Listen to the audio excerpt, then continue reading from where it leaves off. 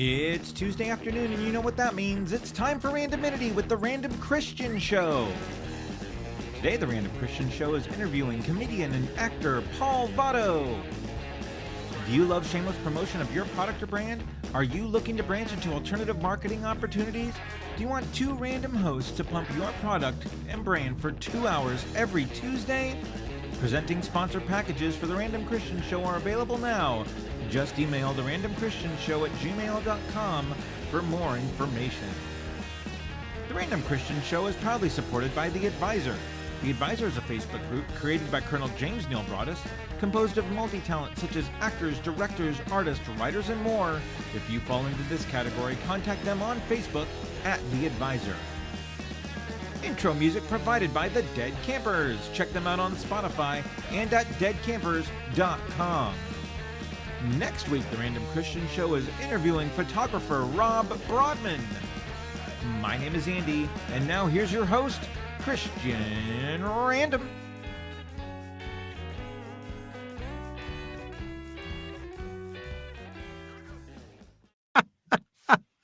Random you shall be. Yes. Hello, Christian. No, Yoda. Christmas No. Merry to you. You say everything backwards, and it's like I've been drinking on a week-long bender, and I get so confused. My wife gave this to me one year for Christmas. I love this guy. He's so great. Look at that. Look at that. It's Santa Yoda. Yeah, Who doesn't love Santa Yoda? Come on. Who doesn't? Lovely Come child. on. Lovely child. This droid you not look for. Okay, but now since you put him up so close to your camera, it's all out of focus, and nobody can see your Yoda Christmas shirt. Oh, well, I mean, come on. Well, this is Grogu. This is the baby Yoda from The Mandalorian. Oh, see, Yeah. it's Don't get me started on Star Wars. I've been doing so well. I know I've been you doing really so well. have. I really haven't mentioned the SW on the podcast lately, but no. All of my holiday stuff is unfortunately themed. Star Wars. Yeah. Yes. Like my So- Santa hat. Look at my Santa hat. We could, but it's horribly out of focus. You're horribly out of focus. No, I'm serious. It's like fuzzy. And Well, it's a fuzzy hat. oh my god. Okay, here it comes. Oh boy, merriest of Christmases. Oh. Shut up, you sick little monkey. Oh, Ren, you're so abusive. Hey, Mark. Happy holidays. That's a great Grover. That's it. That is, well, now Mark's reminded me that we need to enable the chat. So That's right. Correct. Let me enable the chat. There's the little slide off over to There the we chat go. there. Yay! Oh boy. Welcome to it. It's Tuesday. I'm Christian Random. I'm Christian Cratchit Random. Merry Christmas, Mr. Sowersby. That over there is Andrew Scrooge, formerly known as Andrew Andy Scrooge. Claus. Well, But Andy Claus usually. yeah. yes. Last week I was Andy Claus, and now I am Andy Scrooge. And that makes me Christian Cratchit Random. Sounds like I have some kind of bad VD. It really does. Christian Cratchit. Christian Cratchit. Something's burning in a bad spot. I'm not gonna say nowhere, but oh boy. And I've used a lot of cream. Okay, that was horrible, and I'm sorry. It's not very Christmassy. But hey, No. Merry Christmas! There we go. Yeah. It is the Random Christian Show. Christmas.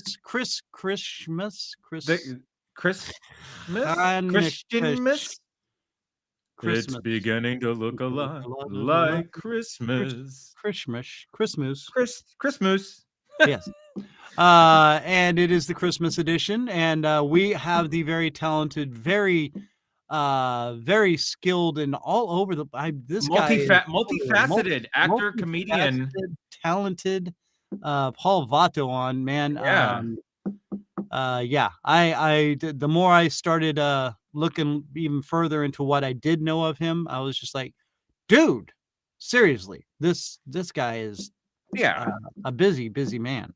And very excited to talk to him about some of this stuff.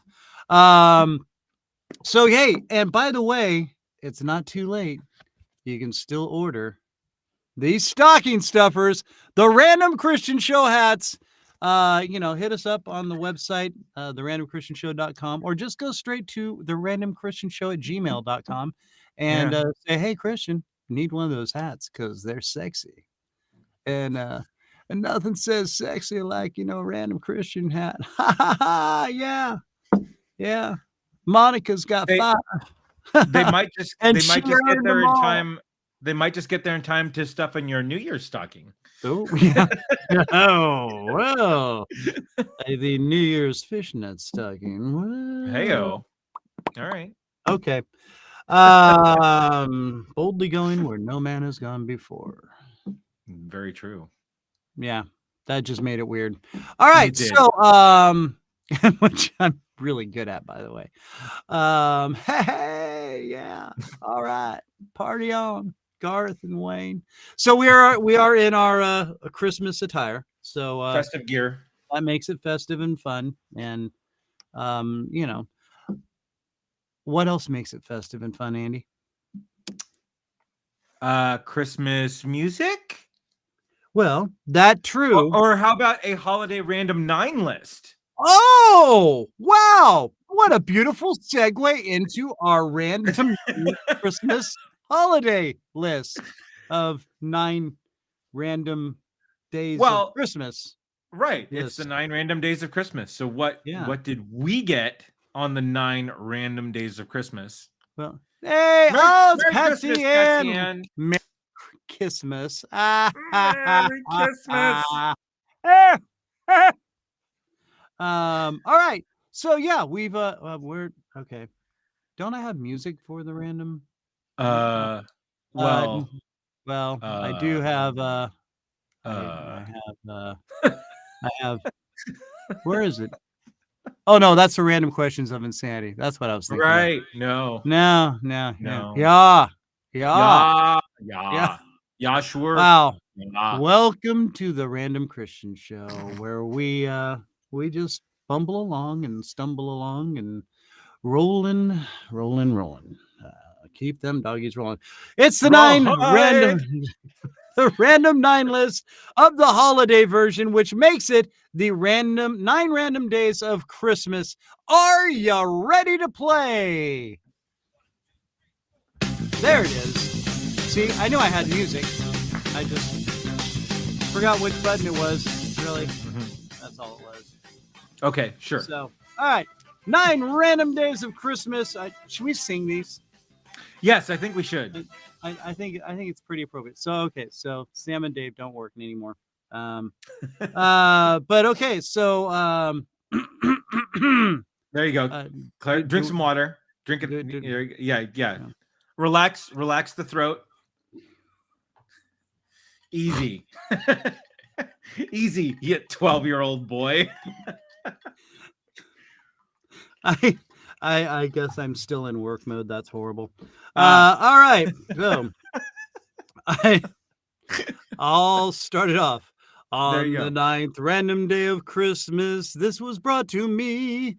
9 free promotional trials guaranteeing new organic subscribers.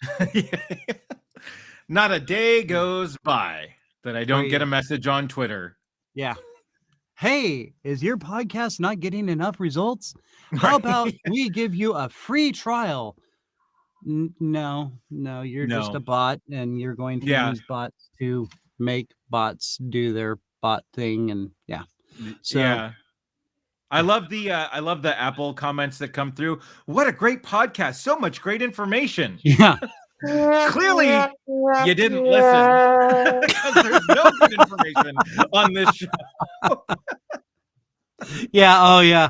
I really loved the fact of what you were talking about. That was so interesting to he, she, and they. What do they call that? Non-binary or whatever? Sure. Yeah. Yeah. Whatever. So yeah. But yeah, if you do a podcast or whatever, you would fully understand that ninth day of Christmas. So moving on to the 8th random day of Christmas, Andrew. On the 8th random day of Christmas, this was brought to me. 8 posts about our show from the Colonel. Thank you so much, Colonel James Neal Broadus, with his from wee the Advisor. bitty eyes. From the Advisor on Facebook. This like literally the greatest proponent of our show. We could not ask for a better supporter. Supporter. Yeah, and the Advisor paid. Yeah, they are screaming our names from the mountaintops, which is wonderful. So yes, thank you, Colonel. Yes, no, the Colonel, he puts a wee addictive chemical that makes you crave him fortnightly. Anyway. I'm going to go ahead and move on now to... there you go. That's great. 7. Yeah, thank you. Great. Wonderful. That's great. Should I do this one in Homer's voice? Sure. On the 7th random day of Christmas, this was brought to me 7 books by Herbie J. Pilato. Actually, I think he has more than that, but yeah, but that was such a great interview. Oh, dude, he was so go back and watch that. If you love old Hollywood in any way, shape, or form, like this guy knows everything about classic it. television. Yeah. Oh, that was so great. And I can't wait for him to come out with his next book. Book, and we get him back on. Yep. Yeah. Coming back because he actually thought we were pretty cool, and he worked for Johnny Carson. So, well, I mean, come on. Yeah. Come on. Yeah, it's freaking awesome is what it was. Moving on to number 6.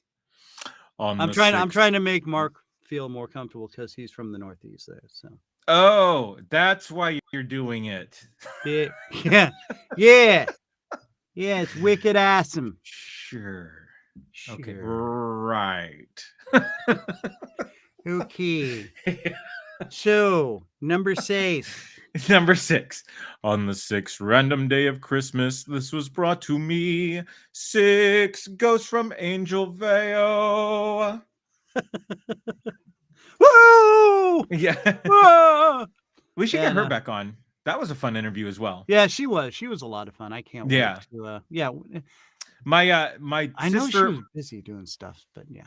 Yeah, my sister-in-law is toying around with starting her own podcast around what Angel does. So, really?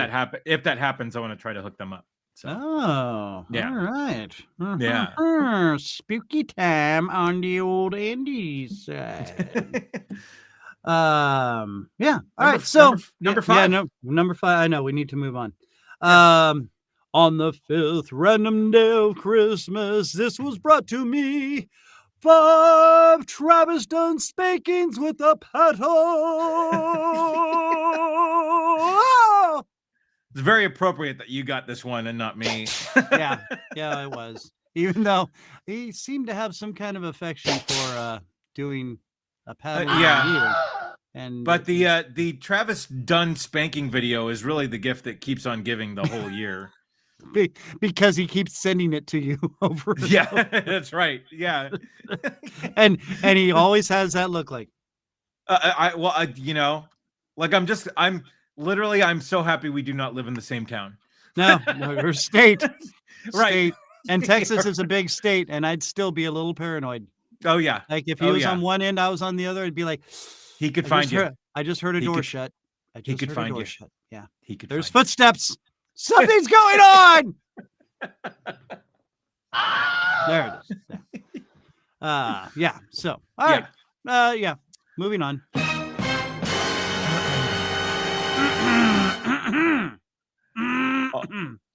On the 4th random day of Christmas, this was brought to me. 4 sarcastic comments from Corey Hall and Patsy Ann. You know it was gonna happen, Patsy. Yeah, our two favorite comment bombers.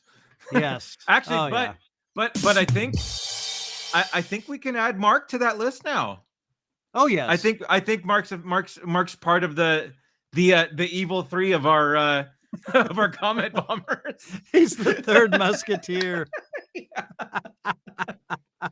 Well, and he's kind of filling in for Corey because Corey's been his work schedule's changed up. Job thing. Whatever, Corey. Does. Yeah. Liar.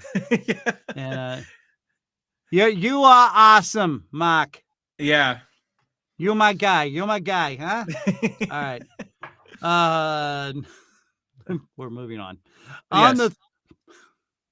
On the third random day of Christmas, this was brought to me an advanced screening of The Evil 3, which we already had. So, didn't we? Well, we had the trailer. We had a teaser. Oh yeah, we had a teaser. Yeah, we got to get CJ back on now. Yeah, they're finishing up. He's posting like crazy. They got their courtroom scene done. So I'm excited. I can't wait. The courtroom scene. Yes, the courtroom scene. Yes, very interesting.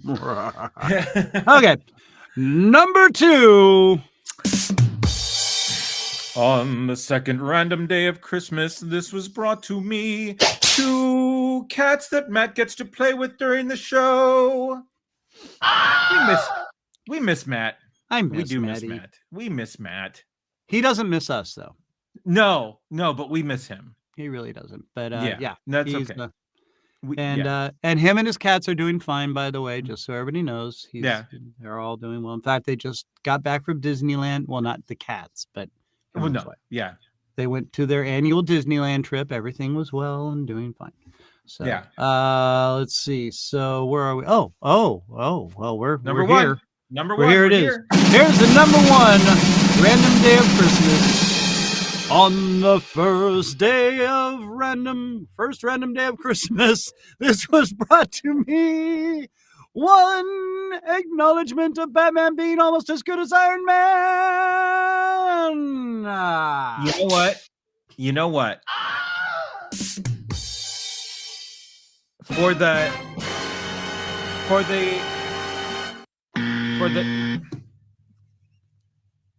the 99 guests who have said Iron Man is better than Batman, I have that one in my corner who is the one guy that you want in your corner.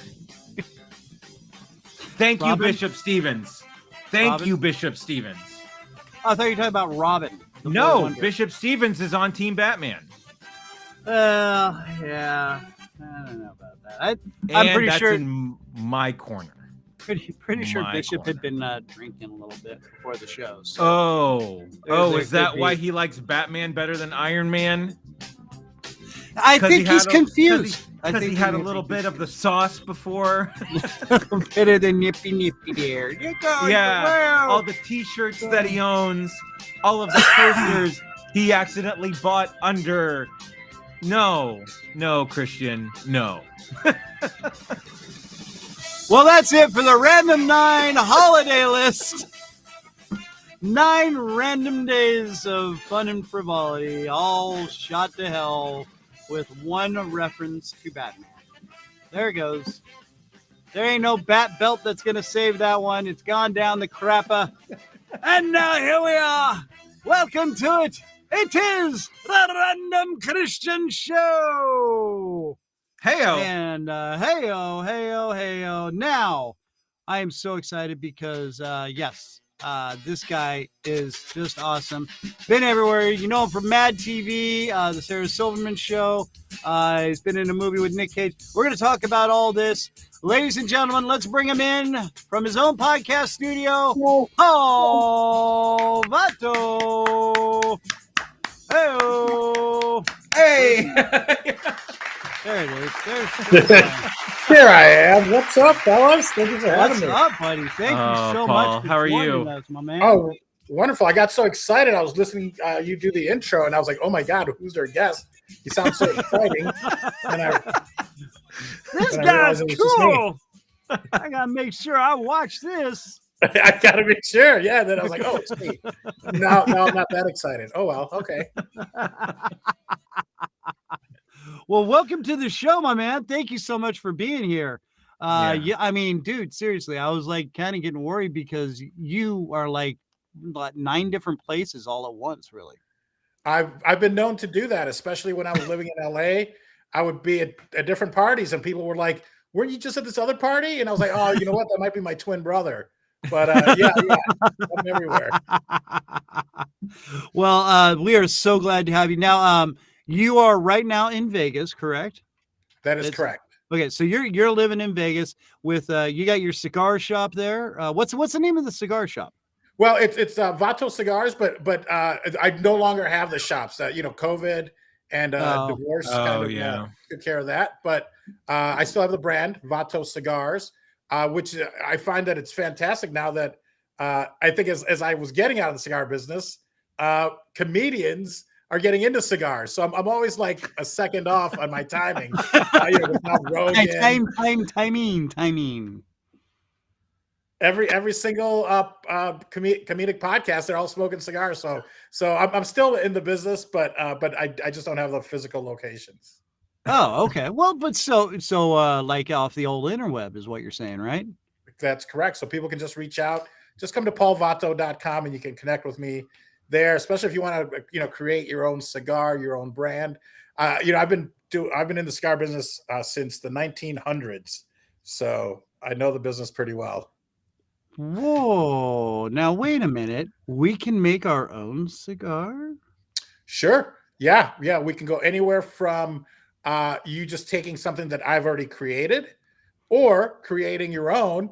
Obviously that's going to take a little bit more time because you go back and forth. You taste, you sample, just like creating a beer or a wine or anything that's handcrafted. And then, design a label. And I've got people that make labels. So you can go anywhere from labels that you print out or I print out and, look okay. Like for weddings, we'll do that. Or you can spend a little bit of money and have them embossed and with one of the most beautiful labels. Your imagination is your limit. So I really think that we should create the Random Christian Show cigar that leaves the worst bitter aftertaste in your mouth after you're done with it. Or just a taste that you just have no idea what it will be. Right. It's random. Could be a foot. That's true. It could be fruity. It could be, yeah. Oh, wow. There you go. Dead trout. It would be a great way to get rid of cigars that don't sell because you're not talking about anything. We could marketing.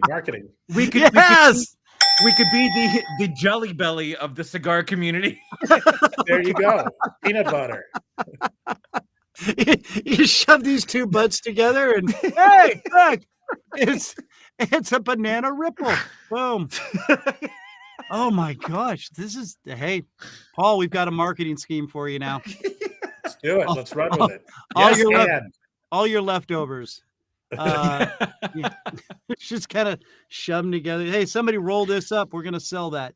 What, really, boss? Yeah, trust me. It's gonna work. Yep. I got these two suckers.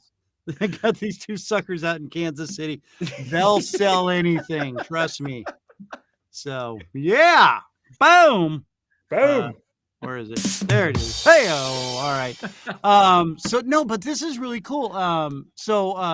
Now, do you have a bunch of imported tobaccos that you bring in, like from Cuba or? And not, as far as you know, not from Cuba. But are you guys cops? What's going on? Yeah, we don't have to tell you that. Republic. We still have an embargo against Cuba, so it's still ill. And you know what, Cuba, even if we were allowed to, Cuba probably would not let you import their tobacco because they don't have enough. They want all their tobacco for themselves. And if you speak Spanish, the word puro means cigar in Spanish, but it's kind of like a generic term because puro means pure. And a puro, as people will say in English, a puro or a puro means they can only be made from that one country. So there used to be Mexican puros, and they can be Dominican puros, they can be Cuban puros, but not puro is almost like, it's probably a bad comparison, but like Kleenex, it's all encompassing. A puro is a cigar, but a true puro is a cigar that's only made from tobacco from one country. So there's no mixing, and Cuba doesn't allow importation of tobacco. nor do they really export it because they need all their tobacco. But you'll never find a real Cuban cigar is never going to have Dominican or at least as far as we know, Honduran. So that's why sometimes cigars, people will like Dominicans better because they can import, they can blend, they can make better cigars. You know, Mexico, at one point, you could only, Mexico wouldn't allow the importation of tobacco. So they had to be Mexican tobacco. And they weren't that good. When they finally eliminated that and allowed the importation of tobacco, their cigars just got 100 times better. And they started growing better tobacco, you know. So now there's Mexican tobacco that's very sought after as like a wrapper or you know. Wow. So it's nice to be able to blend. But so most of our tobacco comes from the Dominican Republic, but we use Honduran, Ecuadorian, Dominican, and Nicaraguan tobacco. Huh. How about some Jamaican tobacco, man? Yeah, especially now that it's legal. If you bring it, we'll roll it. Yeah, I was going to say, and that was one of my next questions was, have you had people like you said, now that it's legal, hey man, can you roll me up a nice big fat blunt? And yeah, it still probably wouldn't be legal to do that, but you know, then again, it's Vegas, and I think much worse things happen. So if you're going to help somebody out and you know how to roll cigars, you know, I'm not going to do it, you know, at the casino, but meet me outside. I'll right. Yeah. We'll look you up. It's kind of like going just outside the city limits, and we'll make sure you're taken care of there, buddy. All right, I got a cigar and hookers. The presidential cigar. That's right. Right. I roll on the thighs of. Okay. Well, we did. We have a 18-inch cigar. It's called the All In. 18 by 50. 50 is the ring gauge. So ring gauge is like a Churchill. 15 by 60. So it's almost an inch. And an 18 by 80. So it's about that fat and 18 inches long. It's I call that the Paul Vato, but you know. Yes. Oh, that's amazing. Yeah. Put a Vato in your mouth. That's right. Right. Well, and I was going to say that earlier when you were referencing the putos, not to be confused with putos. No, big difference. They also like 18-inch cigars, but no. I was going to say that would be the opposite. There it is. There's the all right. So all right. So well now this is man, there is a lot to it. And so Cubans are that snobby about their damn tobacco, huh? They just won't import anything in, and it's just got to be Cuban or nothing, huh? For them, yes, snobby in that they feel, you know, they don't, other tobacco's not going to make theirs better. But what happens then is that then you better like a Cuban profile, because it would be like saying Cabernet wine. It can only be made from Cabernet, and we can't blend it with anything else. So you better like Cabernet, or otherwise you're not going to like it. So that's what a lot of people end up not enjoying Cuban cigars, because they're too strong. Because Cuban tobacco tends to be bolder, stronger, you know, more one note. You know, you can. There's still different varieties within the Cuban tobacco, but it's traditionally stronger, and it's grown in volcanic soil. So there's trace amounts of lithium. This is the theory, and that's why lithium's like speed. So however that affects you, that's probably the way Cuban cigars will affect you. So some people will smoke and go like, there must be something in here because I got a buzz. And then other people were like, it made me sick. It kind of turned my stomach. So it kind of depends, you know, and nicotine itself will give you a little bit of a buzz, but, you know, maybe a 5-minute buzz. But you know, so it's they are snobby, but you know what? That's the place that's made cigars as we know them for the longest, you know, I don't know, 400 or 500 years. Not that long, you know, because after the Americas were discovered, then it went to Spain, Seville, and then that's when they started making them the way they make them now. They used to be made just by taking the leaves. You know, the indigenous people would make what they would call cohibas, and there was just leaves bunched together and smoke it that way. But the ways we know cigars now, that's, you know, like Seville, I don't know, 300-400 years ago. So Cuba really had the first cigar. So I think that's why maybe they're a little snobby. And the fact that they're illegal right now, for the importation sale, right, makes them more desirable. Wow. Oh, wow. Man, That's incredible. Dude. So just curious, how long you been smoking cigars?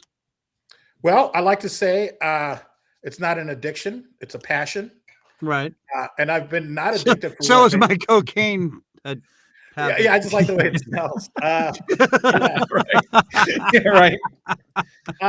Since the cigar industry boomed, which would have been like 93, 94. Right. And of course, when you're in college or you smoke the cheapest things possible, whatever you can afford.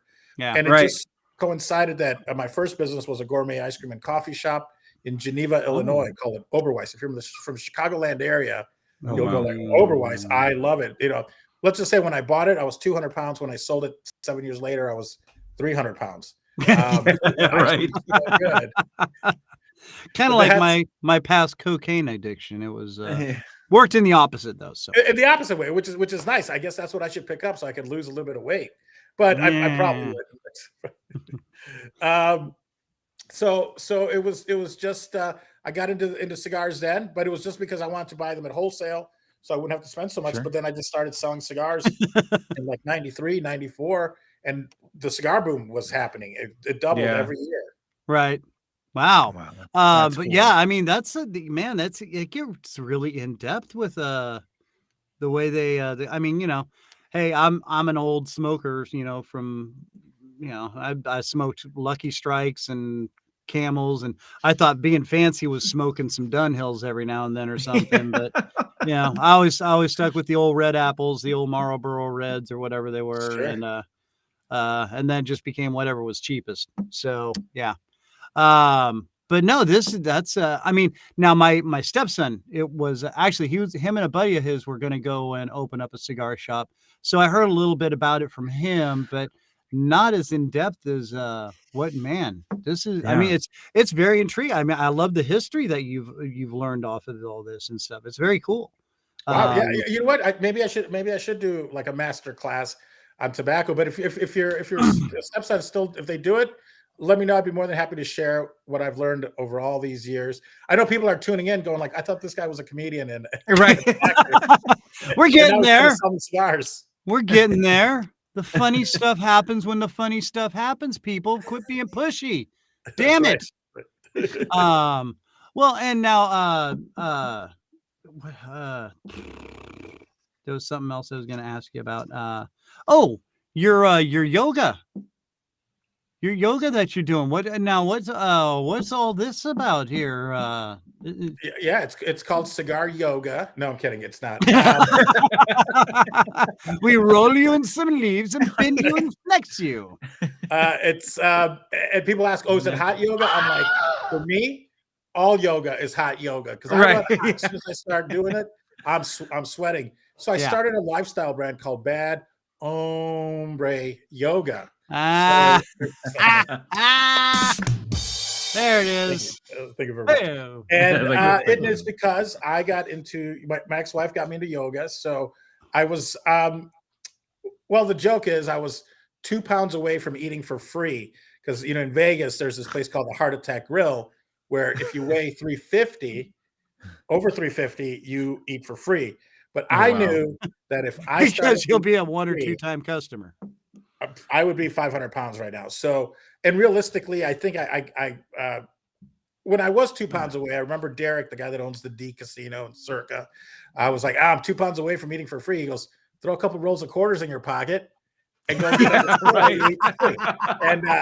And my ex-wife had plus the ladies will be impressed. There. It was like you kind of like you've given up if you go there. And people a couple guys have actually had heart attacks, so it works. Either at the place, one I think died at the place, or oh no, probably didn't die there technically, and didn't die in the ambulance because no one ever dies in the ambulance. Probably once they got where it's going. That's what my EMT friends told me.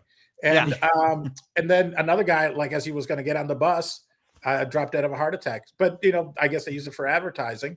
So, but realistically, I probably ended up getting up to about 365, and it was too much. Can't tie your shoes, it's tough to clip your toenails, whatever, maintenance. And so luckily I got into yoga at this great yoga studio in LA called Peace Yoga Gallery, which is a raw vegan restaurant upstairs, and yoga studio downstairs with Sherry Ray Russell, who's an amazing yoga instructor. And, her thing is she tries to get you to the point where you develop a home practice, because that's ultimately what you want to do with yoga is so you're able to take care of yourself. Not, I got to keep paying to go to a studio and get learning. Once you learn, you can the object is to do it at home and do it, on your own and to, and you're always getting better. That's what I loved about yoga was if it was physical or maybe even knowledge wise, you always see improvement. So every day that you do yoga, you get better at something. Maybe you can move, and it's not about stretching, but maybe you can stretch a little bit further or get into a position or hold it for a second longer, hold downward dog for a second longer. Or when they say a word in Sanskrit, you're like, oh, I know what that means. So for me, it really touched all the things that I need, which is, I can definitely see a progress. And yoga, doesn't get easier. You just get better. Yeah. There you go. Yeah. That's awesome. I like that. That's a good theory. I ended up losing about 65 pounds. So I'm still on my journey. Wow. And I'm still, still a struggle, but if I can go another 100 pounds, then I'll be very happy. No, dude, that's awesome. Yeah, I was actually almost 300 pounds several years ago, and just more through diet and just regular exercise, getting up off my butt. I got rid of a lot of it, and then when I met my now wife, we both started our journey and have lost weight. She's gotten me. I'm just above 200 now, maybe a little more. But, congratulations, man. It's not easy. And you're right. It's not just the exercise, because what do they say? You can't out exercise your mouth. Right. So it is about lifestyle. And the nice thing with yoga for me, since I ended up really enjoying it, was that I would say, and also a change in how I would say things, because it wasn't like, oh, I can't go out tonight because I have to do yoga tomorrow. It was more like, if I go out tonight, I don't get to do yoga tomorrow. So yoga was almost a reward. And the beautiful thing about it is whether you do it in the morning or at night or in the middle of the day, it affects you positively. If you do it at night, you'll rest better. If you do it in the morning, it gives you energy. So there's not like, oh, I can't exercise before I go to bed or anything like that. And it's, you don't need weights or anything. It's you're using your body. And then you realize all these exercises that you've ever done, whether it was for me for wrestling or for Taekwondo when I was growing up, you look and you're like, oh, these were all based in yoga, and then like Pilates, but it's all based in these ancient yoga positions and moves. So, right. Well, and a lot of them are just really just stretches and developing tensile strength. It's not that there's so much of a pose and all this other mysticism with, I know there's people that do that, and oh yes, you have to do this certain way, and and it's like, no, you could just do the actual physical stretch and develop that kind of tensile strength, and that's what you're doing. Like the downward dog pose, I think, it's also you do the triangle push-up and stuff like that. You work with your own body weight, and you actually become stronger because the muscles are worked all the way through in your entire body while you're doing it, as to where if you're just on a weight bench, you're just working your arms and chest or something, So I think it's I think there's great aspects to it. Back when I was wrestling in high school, I had a Korean Olympic wrestling coach, and he was amazing. He just we hardly ever went to the weight room. We just were constantly doing calisthenics and things like that. And a lot of us had pretty decent records, look at if you probably used to practice your bridging, and what you wanted to do is end up like on the back of your head and on your feet, but yoga kind of does the same thing. But if the nice thing about being a heavier person, or I say a POS, a person of size. Yes, where is it? There it is. I got to make sure I'm always ready with that. You go on your shoulders. Obviously, if you're a wrestler, you probably don't want to spend a lot of time on your shoulders. Right. But with yoga, if you can't get, and then ultimately, you're on your hands pushing up, But at the beginning, you're just on your back and lifting your hips up. You start bridging slowly, but that's what we used to do in wrestling to develop our neck strength. Eventually you're on the back of your head and on your feet, and you're going all over. Right. So yeah, it's a lot of it is that yoga, or maybe these ancient exercises that are also Asian in nature.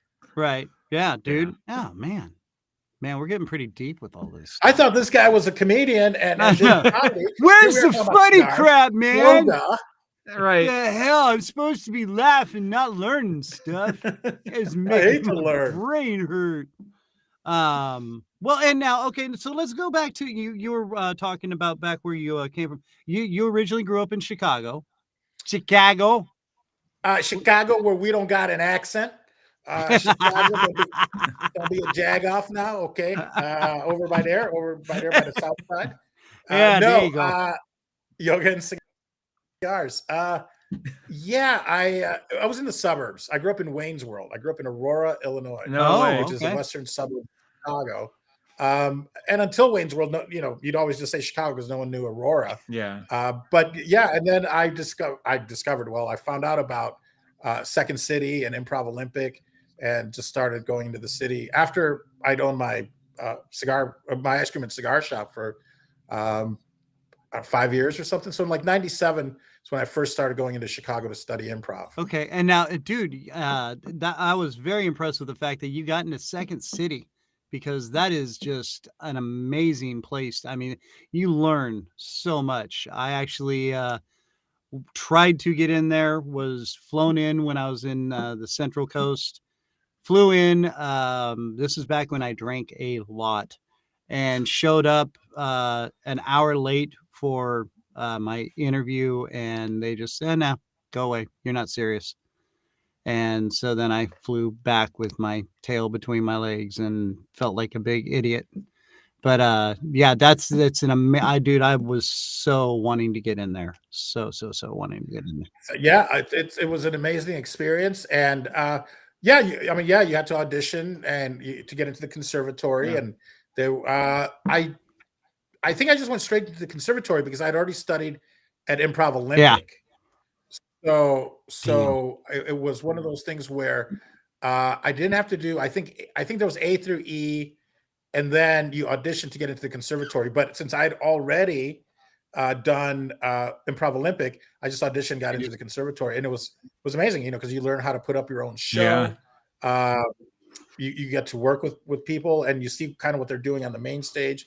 And it was right around the time maybe that Tina Fey was just leaving, and Rachel Dratch and Amy Poehler. Oh, wow. So we got to meet a lot of those people and become friends with them. Same the people from the Improv Olympic, like Seth Meyers and Key and Peele and whomever was in Chicago in the late 90s. Yeah, that's incredible. I was going to say, I mean, you were right in there, right when all these guys were just getting ready to blow. And I mean, wow, did you get to work with any of them at all and learn a bit from them? Because they were on their way out and you were on your way in. No, well, I mean, it was, and for some, I'd left before they left. Like I went to LA before they left. Mm-hmm. Like Jordan Peele, I think, was probably still in Chicago doing his show with Rebecca Drysdale, two white guys. And they were doing their show. So and then I think maybe they went to like Amsterdam to Boom Chicago, where like Ike Barinholtz went to, and Josh Myers and Seth Meyers and Jill Benjamin, so we worked with them as in like maybe we would do an improv show, or I would do the set at Second City. But I'm trying to think, because I want to be honest here. I don't know if we ever created like a show together. Yeah. But we were either in classes together or we would improvise together, things like that. So yeah, but I don't necessarily remember, because the thing is I went off and put up my own Latino improv group or an improv group that happened to be Latino called Salsation. That's what brought us out to LA. We did a hit show called Touched by an Anglo. Yes. And that, brought us out to LA, and then we just decided to stay in LA and change our name to Barrio Speedwagon. That's awesome. Oh my gosh. Is my screen getting too dark? Because I just noticed, or is it just me? I was gonna say, did your camera adjust or something? Yeah, something you got a little dark. I think it's just getting, and that's not a racist thing, kids. It's his lights actually went. Just because we're two crackers, can I have a second to turn on my lights? Yeah, just get some lights there, and we'll be all right. Okay, one second. So let's all go to the lobby. Let's all go to the lobby.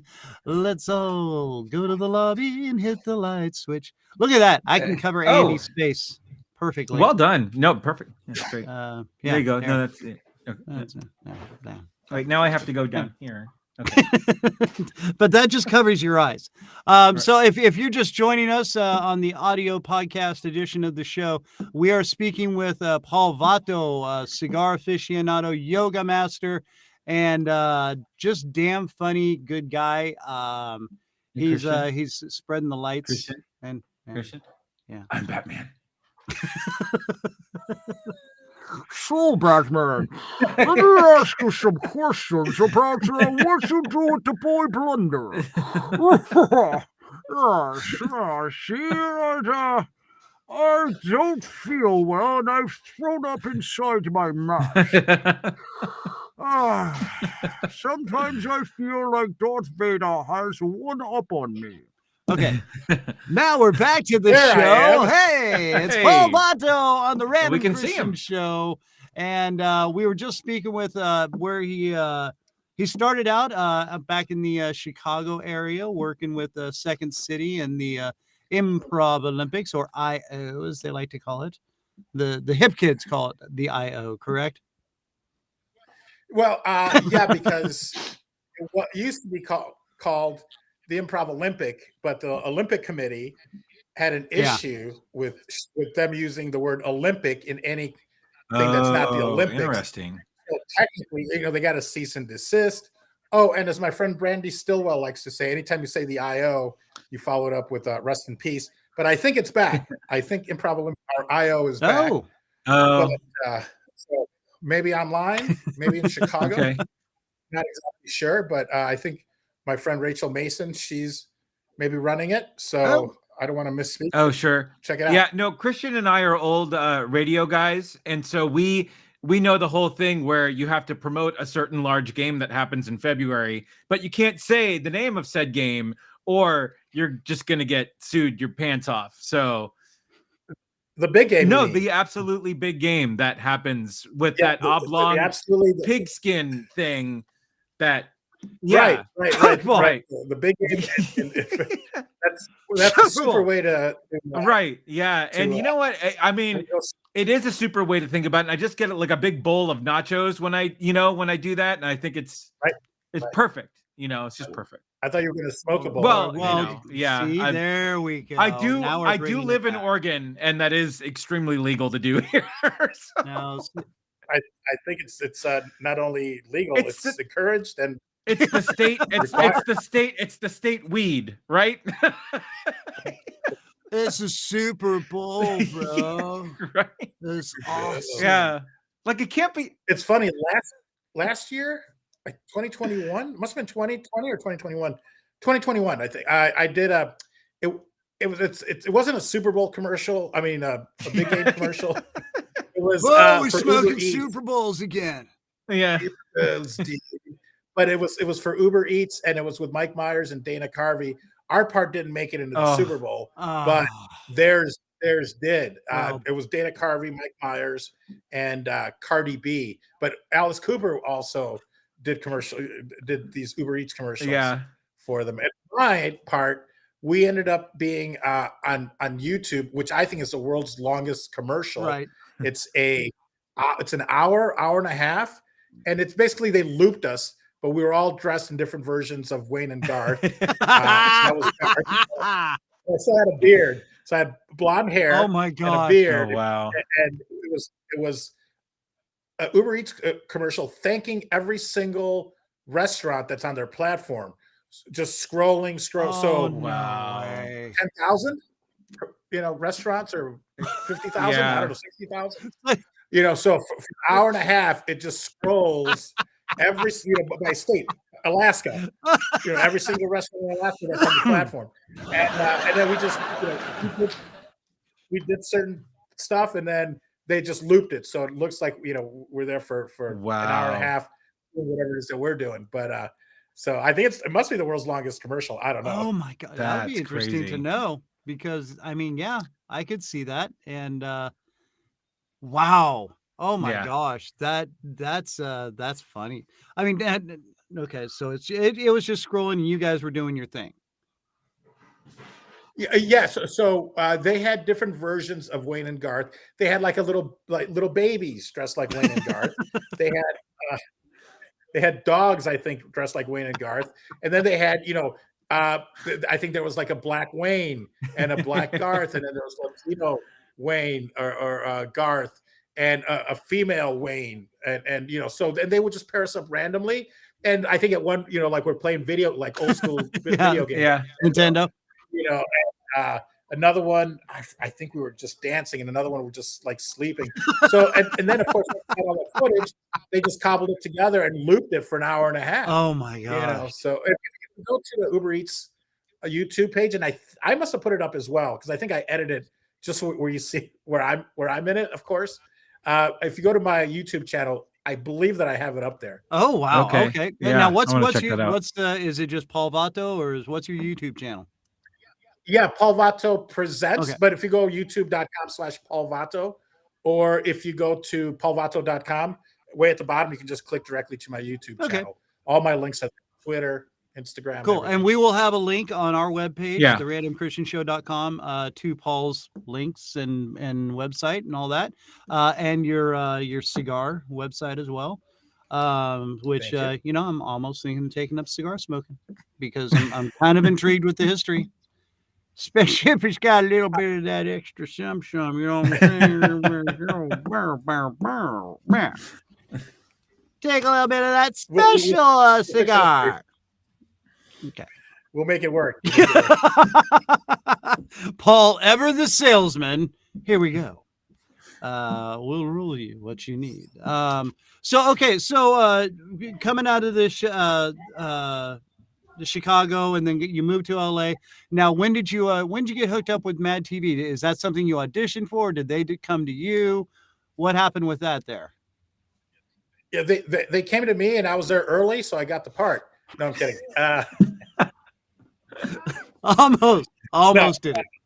Okay. I auditioned because I remember my friends were surprised when I was there that first day, because my friends had just started getting there, or I think I was even there even before, like maybe Ike. I don't like Ike Barinholtz, because I know that I auditioned the first time. It wasn't like I was already hanging out and then I got on.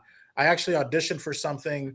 I got on because my friends were kind of surprised. They're like, "What are you doing here?" I'm like, "Oh, I booked the show," and it was whatever it was. It was a small part, but then all my friends were really on the show or getting hired, and then I became friends with people like Bobby Lee, who was his first year.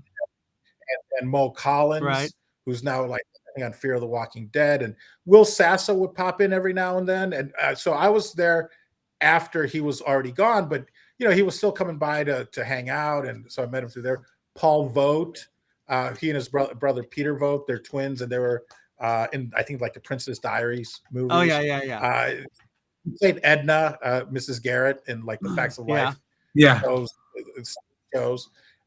So just all these brilliantly talented people. Then Key and Peele showed up, and Josh Meyer, Seth Meyer's brother. And that was when, I think Josh was at SNL and Seth was at SNL and Josh was at MadTV. So it was just kind of an exciting time. But my first TV show would have been in Chicago. And that's when we decided to go to LA, was What About Joan? The Joan Cusack show, basically. Oh yeah. She had a short-lived show. She lived in Chicago because her husband's a lawyer, and I ended up getting. And looking back, there were a lot of Chicago improvisers that actually got to do that show, but then it didn't come back for a second season. So my stuff aired like the last show of the season, and then all the other stuff we taped, I don't think ever aired because the show never went. Yeah. So but then that's when I moved. But I first ended up working on Bold and the Beautiful. I was on a soap opera. No way. Yeah, no, that's I was going to ask you about that. I was like, how in the hell did you get tied into a soap opera? Same. I auditioned, and I remember, I remember it was, I was having severe back pain, and I just wanted to get in there, get it over with. I was miserable. I was still because I still also remember always be nice to people. I mean, obviously always be nice, but especially in this world of acting, because I remember walking up to the elevator and I'm like, my back is killing me. And it was like severe back pain.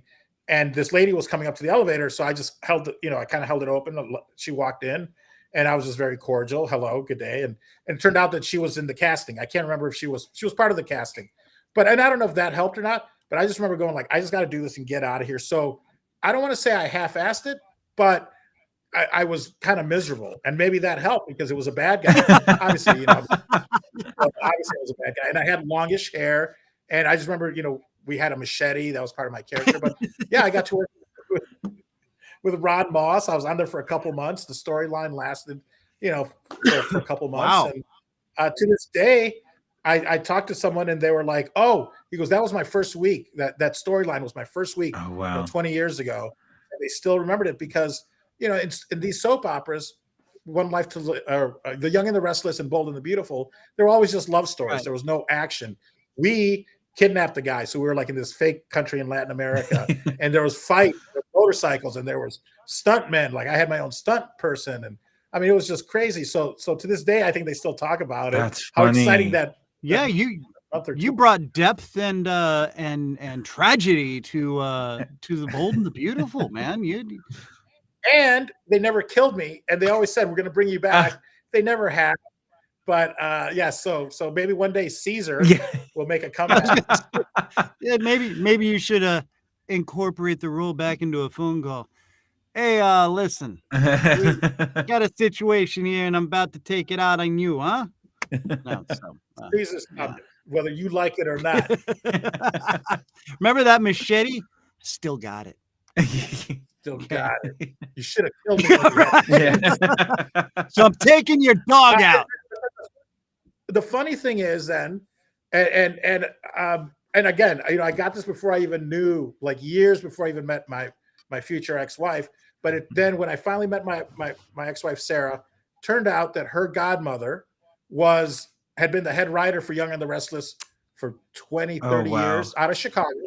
And then became head writer of Bold and the Beautiful, and has won all these Emmys. So Kay Alden ended up, so I ended up having a connection. But I got on the show I auditioned, and I got on the show. Wow, man, small world and a big world there. Small world. Jeez.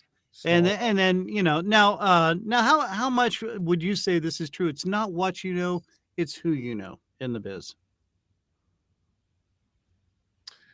You know what? That's such a tough question because it is kind of who you know, but I showed up there without really any context, any connections, aside from having this support system of the Improv Olympic, which is a lot more than other people had. But at least we had like a club to go to, a home to go to, drink for cheap.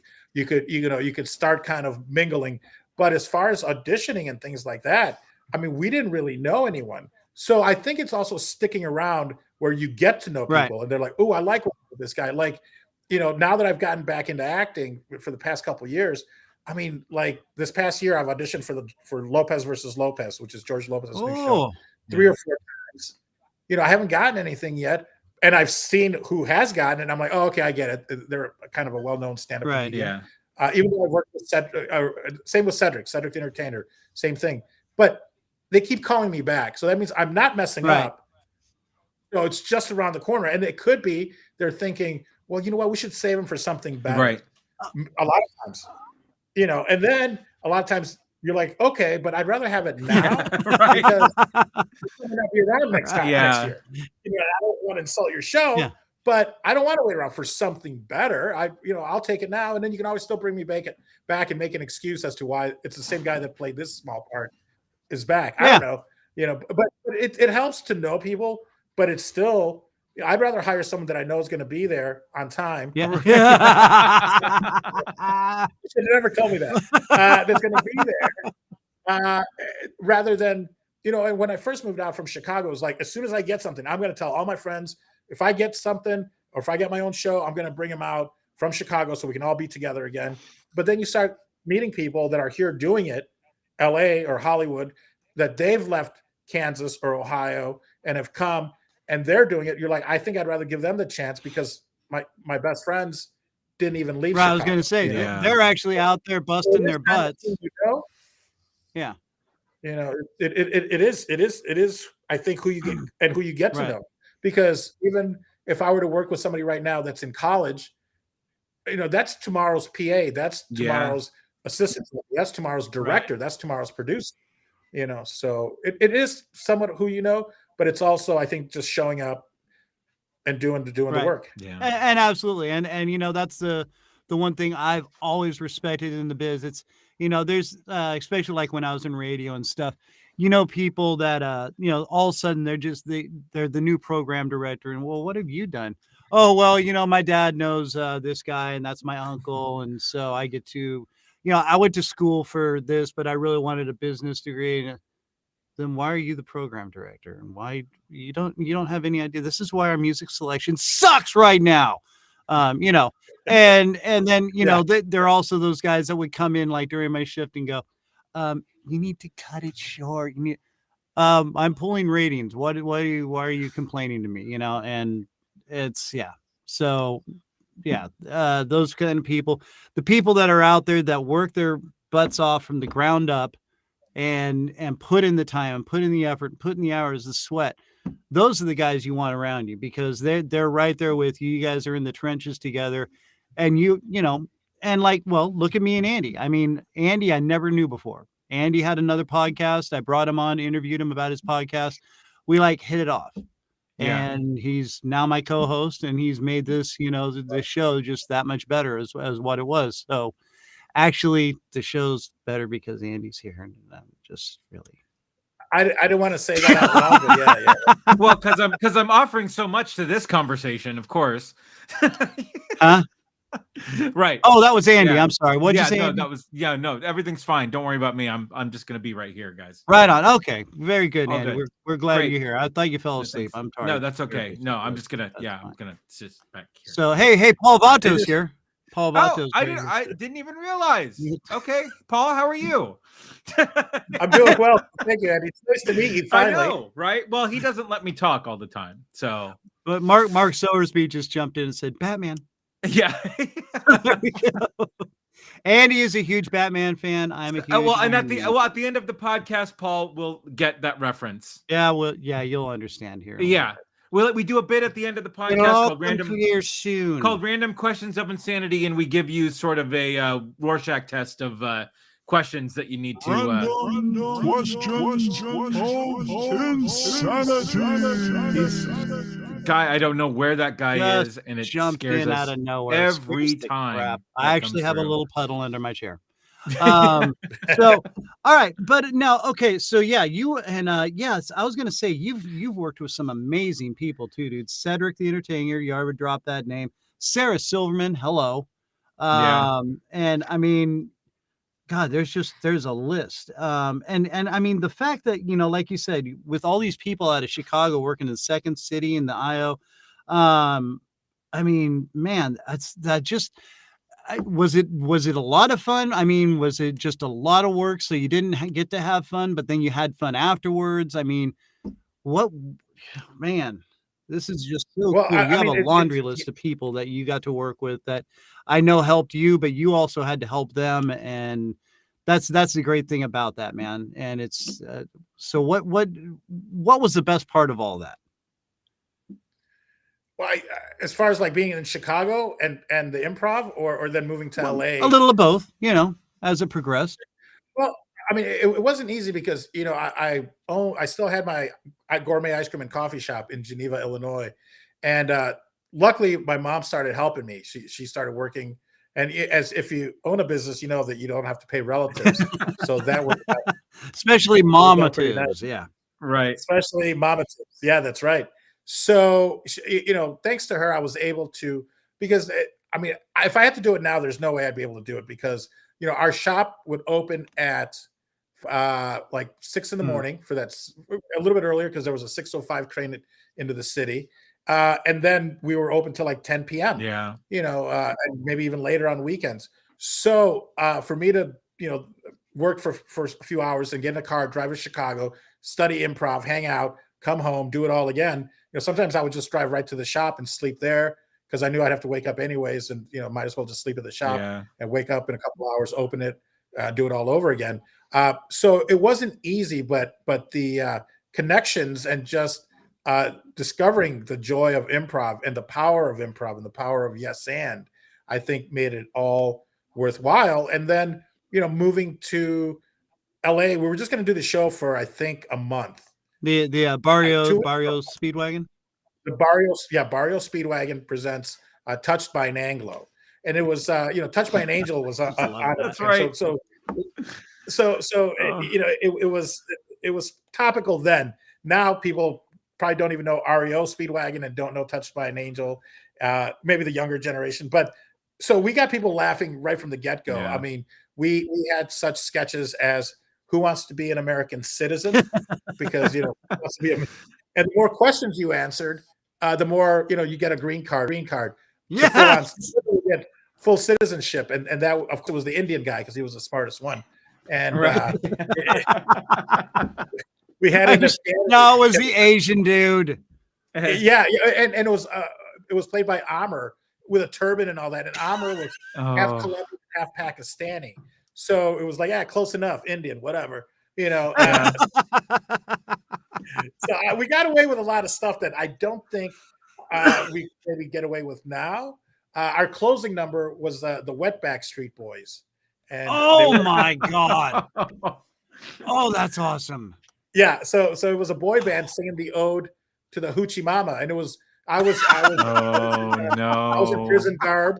One guy was a landscaper. One guy was like a Rico Suave. Amr was a Rico Suave guy. Diane, I think she was like a waiter.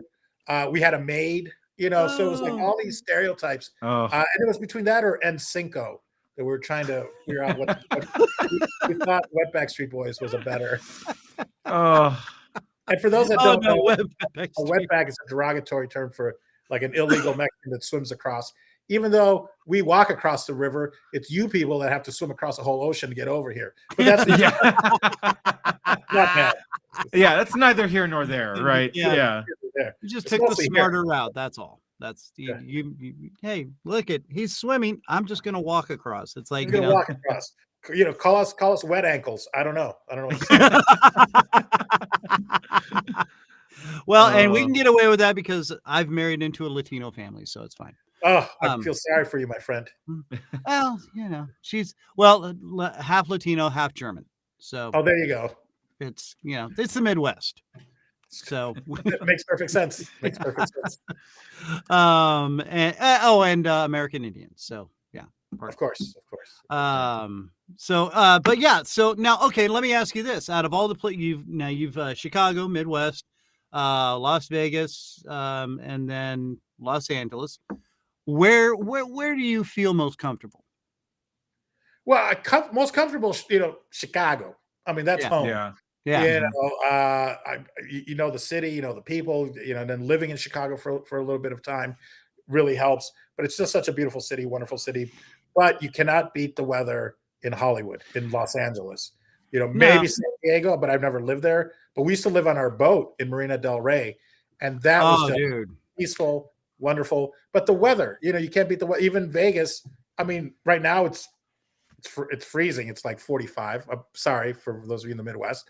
So I'm in shorts, but it's in the summer it's 120. That's miserable. So comfortable physically, Hollywood, LA, and the action is there. The scene is there. But even a lot of people that are in Hollywood are moving away. They're moving to Vegas, moving to Austin. They're moving to Jersey.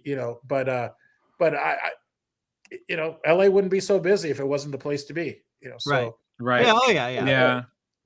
No, I lived in Hollywood and down in Westchester, and actually lived up in the Malibu Hills for a little while in a trailer up off of it was a van down by the river. it was a trailer up in the hills that was kind of like a van down by the river in a way. It's like living on a boat. I love it. I mean, it's funny that you say van down by the river, but I've interviewed a few people on my podcast about the only vans, as they're calling it, where people are living in their vans, and it's what a life. It's like living on your boat, but you can go anywhere, and people are striving to live in their van and be able to that's little tiny home life and being able to go anywhere, wherever you want.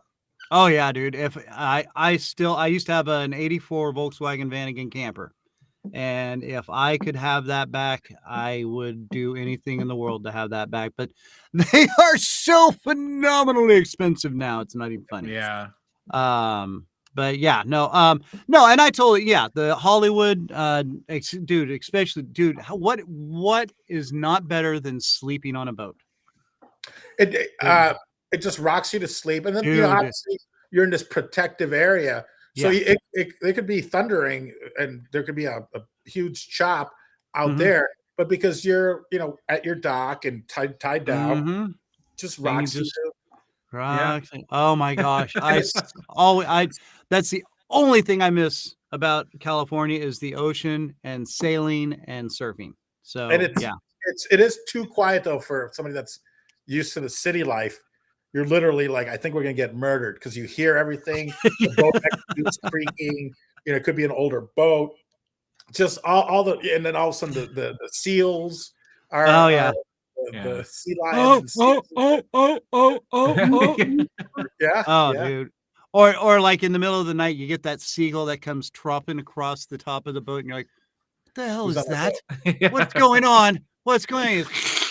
It's like all the old horror stories you used to hear about, and then the hooked hand would come across and scrape the ceiling. And, it's a seagugle. Just shit everywhere. Great. It's actor Steven Seagal. Hey man, can I have a quarter? No, get off the boat, Steven. Get off the boat. I just washed the bird poop. I don't care, Steven. Go practice jiu-jitsu somewhere else. So, okay, but yeah, I mean, obviously Chicago home. I mean, like if that was, is that someplace you want to return to, or are you living the Vegas life? I think Vegas, because you know what, now that I'm back with an agent and a manager and all that, it's just as easy to audition, especially for now. And we had this conversation maybe about a year ago with my agent, and it was, you're still fine because you could, you don't have to come in. And I don't think it's going to go back to first auditions in your office. It's still going to be remote. So it's nice to be able, I just auditioned, like I said, I've been auditioning for Lopez versus Lopez and for Cedric's new show called The Neighborhood. And everything I've done, I've just auditioned from here, and I booked Ted, which is Seth MacFarlane's new show, which is movies. That's so great. It's great to be able to film it here at home. You send it in. If they want you, then usually a second interview is this, over Zoom. Right. And they're like, or I think with Ted, I just did the audition. I got the part. And then they said, be in LA on Sunday for a COVID test. And then you work on Monday or, Monday and Tuesday, something like that. So it was, it was, as long as I can get to LA within a day. Yeah. More than that. They'll probably say like, okay, you're going to work next Wednesday. So make your plans, just get there. Yeah. Right. Dude. For you guys, I mean, you do everything remote, and then, like you said, hey, okay, we're in, cool, let's do it. And then you fly in, do your thing, whatever, or drive in, whatever. And then, get out and go back home, man. That's Vegas. There's no, state taxes, personal taxes. So I think that's why a lot of actors will do that. I mean, you mentioned Nicolas Cage, I think earlier. Well, because I did a movie with him, but Nicolas Cage lives here, and there's a lot of. I've a buddy of mine, Brett Ernst, who does a stand-up comedy. He's living here. So people are close. You're close enough to Hollywood, but far enough away, and as long as the gambling or the drinking doesn't get to you. Liquor don't make it quicker. So now, as far as your comedy and stuff like that, are you trying to do more stand up, or are you just kind of sticking with the acting thing? What's going on there? I would love to do stand up. I've done a stand up maybe 5 times in my life because I came more from an improv background, sketch and improv. Oh, well, okay. I'm sorry. I meant more along that. I've always wanted to do stand up, and to this day, but now it's always like, oh, I'm too old.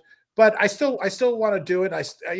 I finally feel like maybe now I have a voice, and I feel like a lot of times maybe that was just an excuse to not do it. Like, I don't really have anything to say. Like, I really don't give a shit about stuff. But now I think as you get older, you have more of a point of view. Now your comedy can be better, but it's still going to take 10 years to do it because it's not an overnight. It might be a little bit easier because of being comfortable on stage and things like that. But I respect stand up as an art form, and I don't want to just be the guy that's like, oh yeah, I can do it. Steve Byrne was kind enough to let me open for him like 2 or 3 New Year's ago here in Vegas. I just did like 5 minutes, but it was incredible. It's So I am trying to get to do more stand up, but I'm working on an improvised game show with a couple of partners that we're trying to sell. I have a script about a Mexican, half Japanese secret agent named Agent Aguanta. His name is Juan Tanamera because he's Mexican and Japanese, and it's a great funny script. It's the Pink Panther meets 007. Yes, just mostly comedic stuff, but it's I would love to write a biopic. I've got a few people that I'd like to help write a biopic about, Okay, can you tease the little bit of the names or no? Not yet. Okay. A little bit more. Yeah, I'll be more than happy to talk. I did write a book. I mean, well, write is kind of so this is the hardcover. Kamasutra. The Kamasutra. Sucia would be in Italiano and Mexicano in Espanol. In Spanish, it's Kama Sucia, which means the filthy bed. So it's a parody of the Kama Sutra. And I was going to say, goodness, it's that's amazing. All these filthy terms,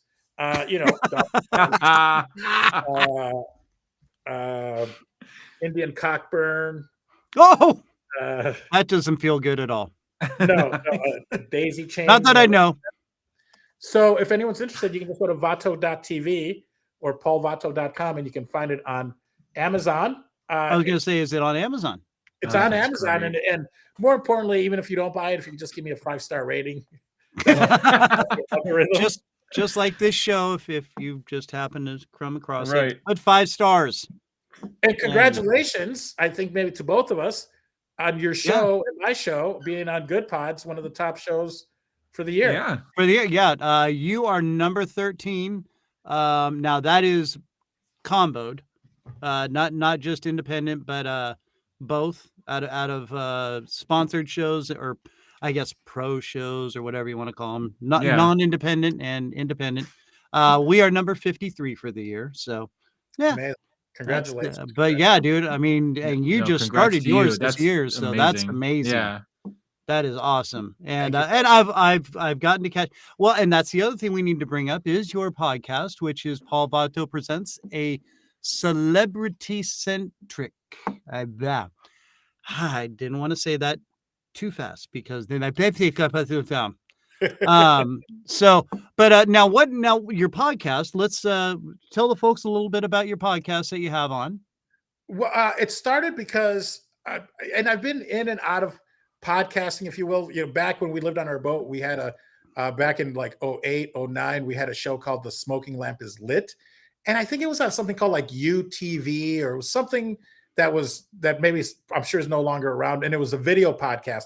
So I think it was maybe a little too early for its time. And then 5-6 years ago, my ex-wife and her best friend Mike were doing Drag Addiction, which was covering RuPaul's Drag Race, and I was kind of producing that. And it was a fun show. I'd be on it sometimes, but it was mostly them covering RuPaul's Drag Race.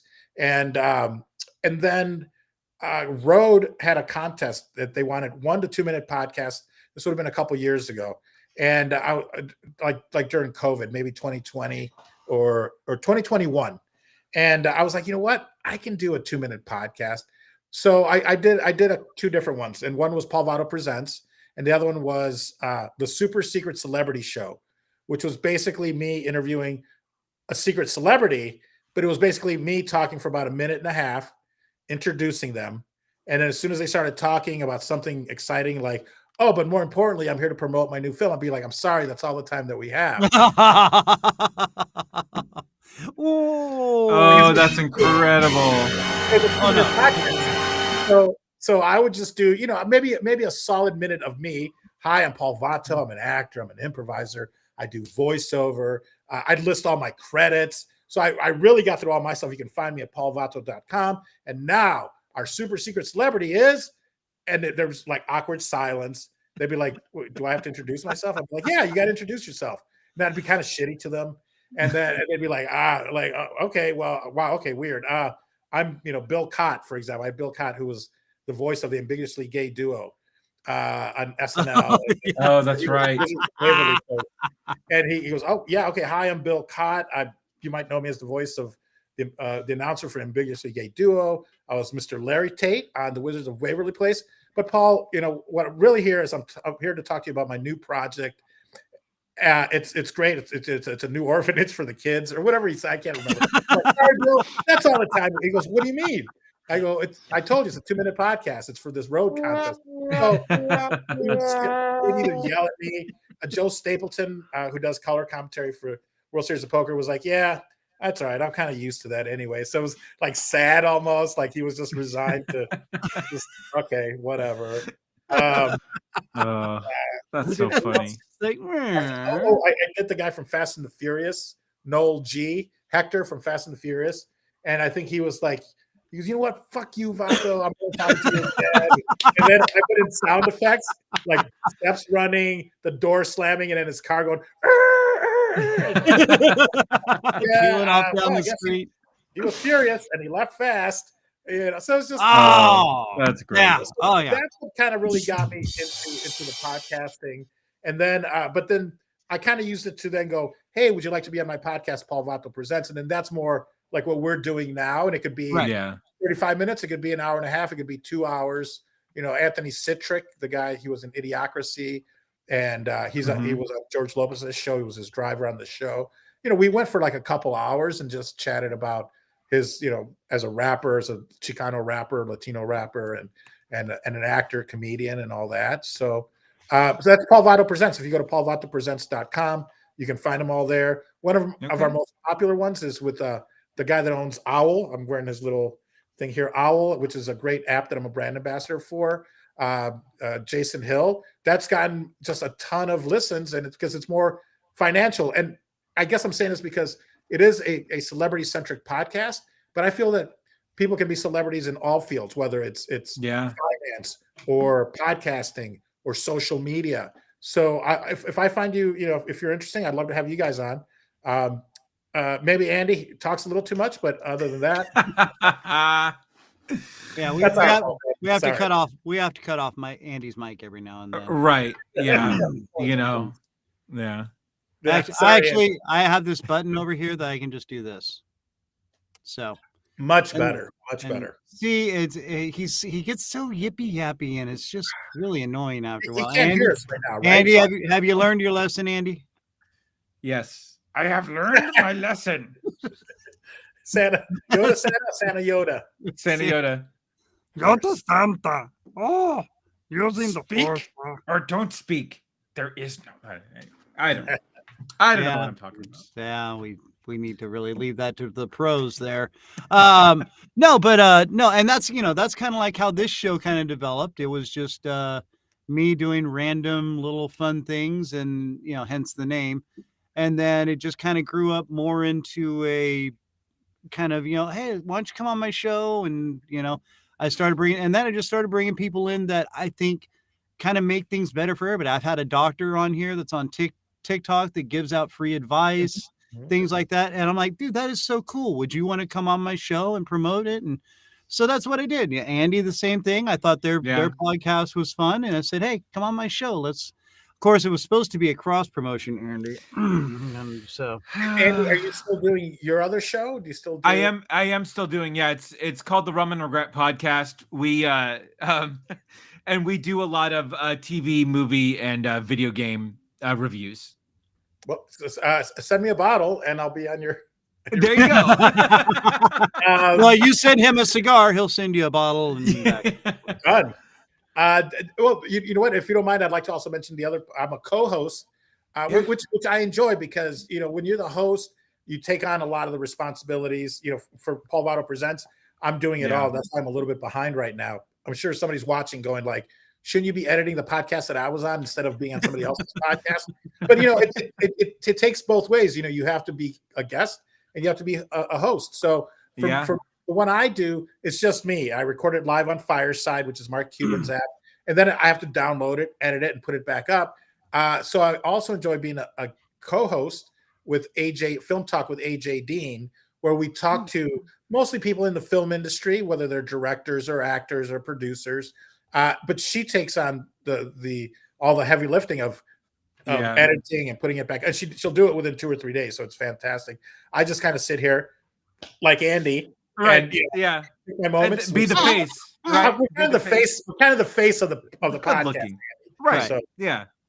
Andy has hair. I don't have hair, so that's what makes it far more appealing. Yeah, Andy, we have so much hair, we don't know what to do with it, buddy. Yeah, it's annoying.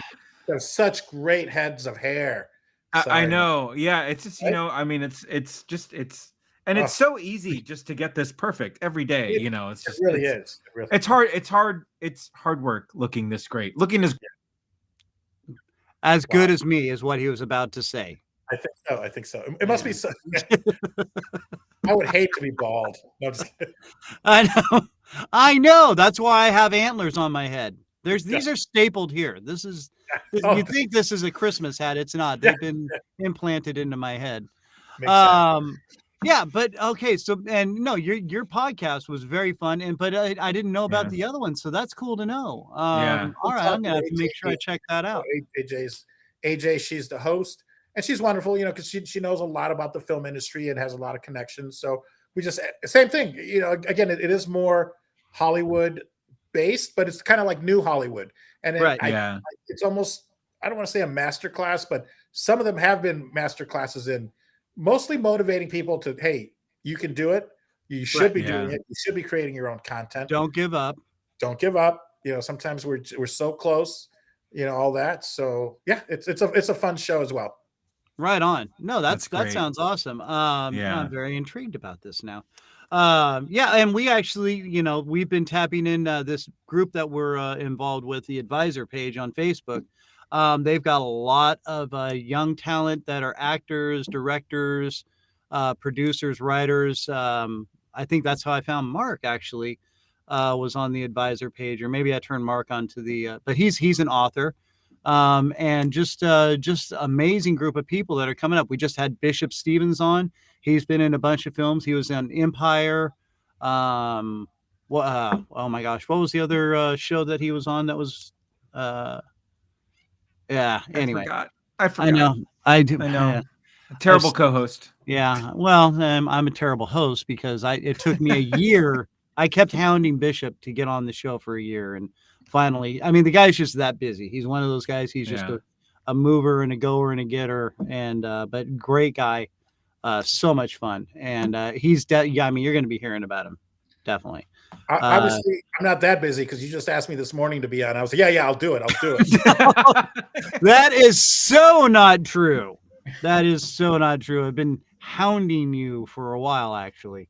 Thank you. But how did we meet? Was it just through the group on Facebook or Clubhouse or? No, I was intrigued because I saw your podcast.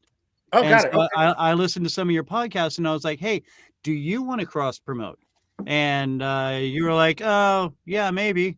And I said, well, would you like to come on my show at least? And oh yeah, sure, maybe. And No, you were very gracious and you said, yeah, let me, shoot me some dates or whatever sometimes. And I think you had some stuff going on. I think I finally got you nailed down to today. And then I was a little nervous because I hadn't heard from you for a couple of weeks. And then you responded last night. Yeah, I'm ready to go. It's like, dude, so Hollywood, so freaking Hollywood. That's awesome. And if I book something, I'm going to be there, and I'm going to be there early. There you go. Boom. Not today, of course. Today was SMT, standard Mexican time. Yeah. Ask your guys' family about it. Yeah. Okay. Not the Germans, obviously. No. The Germans, they don't know nothing. Screw them. We ask questions. Yeah, that's right. Nobody questions the Vatos. Nine. Yeah. I was trying to mix a little Hispanic in there, and then 9 inches. Whoa! Now we've gone to the Random Christian Show After Dark, and that's a whole different episode. All right. Well, listen, Paul, man, this has been an absolute blast, and I know you've got things you need to get going, but we want to see if you want to play a little game with us that we like to call. Where is he? There it is. There he is. Yeah. And go back to your box wherever you came from. But yeah, it's just a little game that we like to play with our guests, and nothing harmful, nothing to get injured or hurt about. It's just a little fun game where we ask you some base questions and just delves a little into your psyche, and then we have you evaluated and either put to sleep or you get free to go. You want to play along? If I don't have a choice, yeah, I'll play. Can I go after this? Yes, you're allowed. You're allowed to leave after. Yes. Okay. All right. Let's go. Right. Yeah. Okay. So we just have a couple of little basic questions that we always start off with, and I think one of these would be perfect for you. What is the best James Bond film, in your opinion? Oh my goodness. I mean, I guess for me, growing up with, Roger Moore, but I love history, so Sean Connery. Like the original ones were just so good. Yeah. But then again, Daniel Craig at the end here. I mean, it's can I say all of them or just like you're allowed? No, that is totally there is good. No wrong answer. Yeah. To Russia with Love. Oh.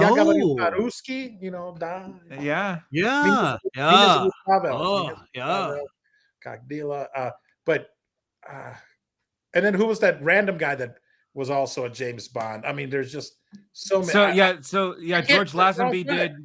Yeah, Lazenby did for Her Majesty's Secret Service, and then Dalton did too. Timothy Dalton did too. And Pierce Brosnan. Right. Yeah, did 3, I think, right? Okay. Yeah. GoldenEye. What? GoldenEye, The World Is Not Enough, and then what was the last one that he did? View to a Kill?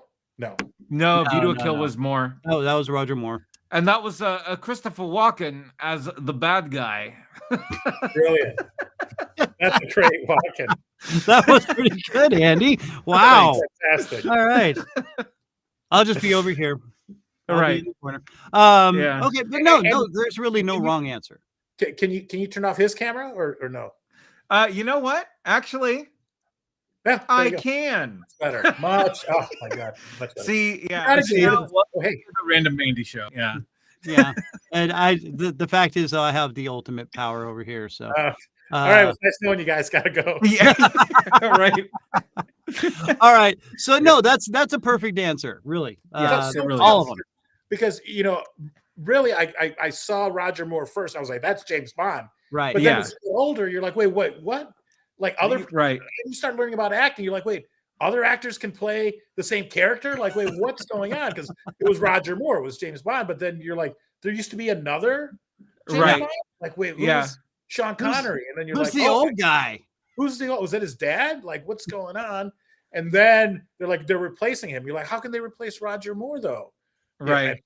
So they're all, I think they all have their merits. Yeah. Yeah. Oh, absolutely. No, and that's and it's the same for me too. Like the first one that I saw was Moonraker with Roger Moore and Jaws, right? Yes. And so those were those to me have burned into my brain as James Bond and the ultimate Bond villain. And then but yeah, no, over time you just appreciate what's come before and since what's come after. But still, yeah, your initial it's just like Batman. You have the people who were the first Batman that you ever saw on screen. Michael Keaton. Right. And Michael so Keaton. anyway, yeah. Ooh, maybe that should be our new question. Who makes the best Batman? It could be. I thought it was a comedy. I remember I was on a date watching, I forget what movie we were at, but they played the trailer to Batman, and it was, Michael Keaton. And he goes, yeah, Batman. I started laughing. I was like, oh my God. Right. Michael Keaton has a new cat. And I'm like, holy shit, is this for real? Yeah. Mr. Mom Like, is shut Batman? up. Mom Like is what? Batman? Brilliant. Hilarious. Come on. Oh my God, that's beautiful. Yeah. All right. So here's our second base question. What is your favorite sandwich and what all is on it? Like you could have any sandwich in the world. You're going to make your favorite. Paul Vato's favorite sandwich. What is it? I like a good club sandwich. Okay. On rye. Oh, okay. Marble. I'm sorry. Yeah. Marble. Oh, there you go. Okay. Toasted marble bread. A little heavy on the onions, but maybe even throw an egg in there. So it's like a BLT, but with maybe turkey. I mean, but then maybe even throw an egg in there. So maybe it becomes like a BLT egg sandwich, but heavy on the veggies, like tomatoes, onion, lettuce, a few jalapenos on the side. Oh yeah. And but they're just good either way. Yeah. I wish I could say something fancier, like a bot me or what, or even a Cuban sandwich, but a good club sandwich. Yeah. Knocks it out of the park. Yeah. I'm also a big fan of the Reuben. Yeah. Yes. Happy Hanukkah, by the way. I would write an amazing Reuben sandwich, with the Thousand Island, but also with onion, but the pastrami or the paper thin meat though. When the mutton is cut nice and lean. I think forget about it. Perfect. Shut up, witch. I'm not a witch. I'm your wife. Have fun storming the castle. You think they'll do it? Nah, what a great line. What a great line. Oh my God. What a great movie. What a great movie.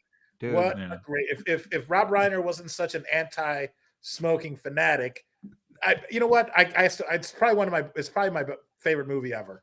It is. I have it on DVD, I have it on Blu-ray and something else somewhere. I think I have the book. I don't know, maybe. Yeah. But all right. So God, I'm very intrigued about the egg though, Andrew. I think well, now last week we had Bishop Stevens on and he was talking about a BLT H where he's got ham and American cheese melted in there on his BLT with and it was like a Thousand Island dressing instead of just mayonnaise. Right. Yeah. And he showed pictures of it to us and we were like, oh. Yeah, it looked pretty amazing. Ooh, yeah. So I mean it was kind of sexy. I'm not gonna lie. I think there's something about that egg, when you cut into it, that yolk that just like breakfast, I think maybe on a sandwich.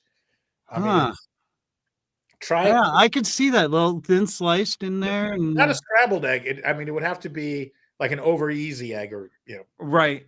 Yeah. I'm thinking a hard-boiled, like sliced hard-boiled egg up in there. Oh, no. Yeah. That's my favorite part. My mom would make eggs Benedict on Christmas morning, every morning. And my favorite part of eggs Benedict was cutting into the poached egg and just having that yolk drop off into it. Oh, man. Out.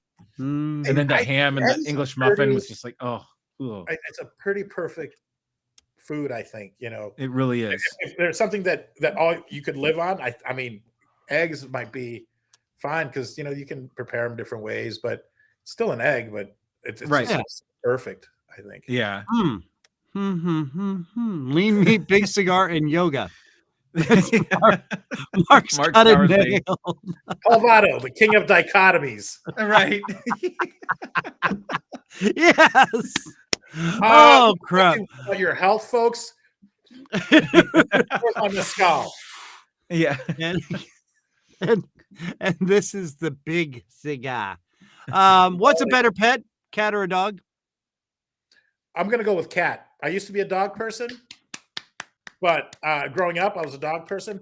But they were all mutts. They were all like found dogs. That my father, being old school Mexican dude, would not let them in the house. We'd have to sneak them in sometimes, like in the middle of winter when it was freezing. He'd let them come into the porch, but that was it. However, he did build like dog houses for them that had heaters and rug lining. So it wasn't like stay outside. They had to stay outside, but they were warm. But sometimes, in Chicago, if it got below 20 or 30, he'd let them. But we'd sneak him all the way into like our bedroom. But he grew up on a farm. For him, animals are animals, humans are humans, animals are animals. And he was way older, so I kind of give him a pass on that. But so we grew up with dogs, but they're so needy. With a cat, when we were living on our boat, we went to Hawaii for like 2 or 3 weeks. The cat, would just wander. They call us. They're like, "Is your cat loose?" There's a cat up on the roof of like our building. I was like, "No, I'm looking at my cat. He's right here." It's like, I know, right? Cat's climbing people's homes. We came back. The cat was there. Right. Yes, we come in and check and all that, but the cat just had to run of the place until. There was old man Dave. There was 3 Daves on our finger, on our dock, and on our finger where our boat was. There was young Dave, middle Dave, and old Dave. And old Dave had lived on his pirate boat with his wife for maybe 25 years. And right there in Marina del Rey, he was kind of the king. And one day I'm getting back, and I was trying to figure out, how do I get this film crew past? Because there was a show called House Cat House Calls, where they would come. And there was a cat psychologist, Dr. Katrina, this Australian lady, and she would help you with your cat, like if your cat had problems. So we got hired to do the show because we were like, oh, my wife and I were a biracial couple, and our cat is black. So they loved us. They wanted us to be on their show. You nailed it. But I was like, and it was a Siamese black cat. It was a Maine Coon. She was getting big, and we were like, I was like, how am I going to get this film crew? Because if I asked for permission to be like, it's $10,000 to film on the dock. So as I'm getting back, old man Dave is taking off his wetsuit. He's drenched, and he was like 6'2", 6'3", and I'm like 6 foot. And as I'm walking past him, he goes, "I got to talk to you." And I'm like, "Oh man!" Okay.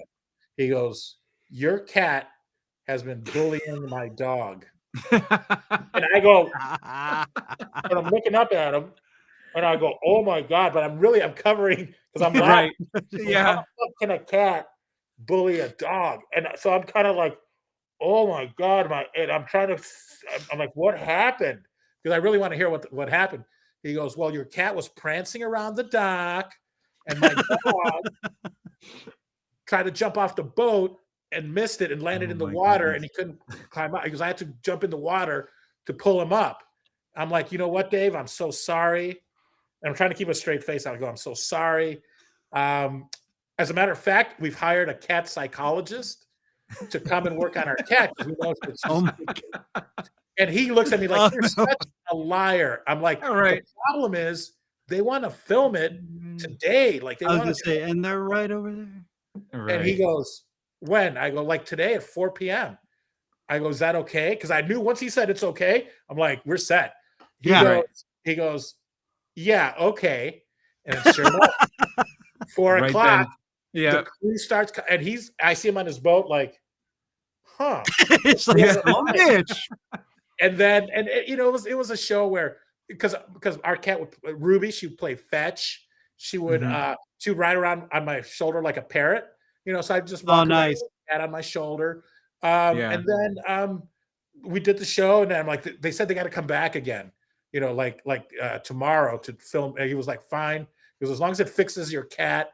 So, so if you go, they changed the name to Houseboat House Call for that. So if you look it up, Houseboat House Call Ruby Rodriguez, because she took my real last name, my legal last name. You should find it. It was a fun show, Okay. but just the fact that so I'm a cat person. Is the long way. There you go. I'm a cat person. Sorry. So, final answer: cat person. Cat person. Right. And old Dave's dog is a pussy. So there we go. Andrew, hit him with one. So it's your night to order pizza for the group. What are we getting? Well, if I have my druthers, it's going to be Chicago style. Of course. No, it's got to be Mr. Chicago Fun style, Stevens. right?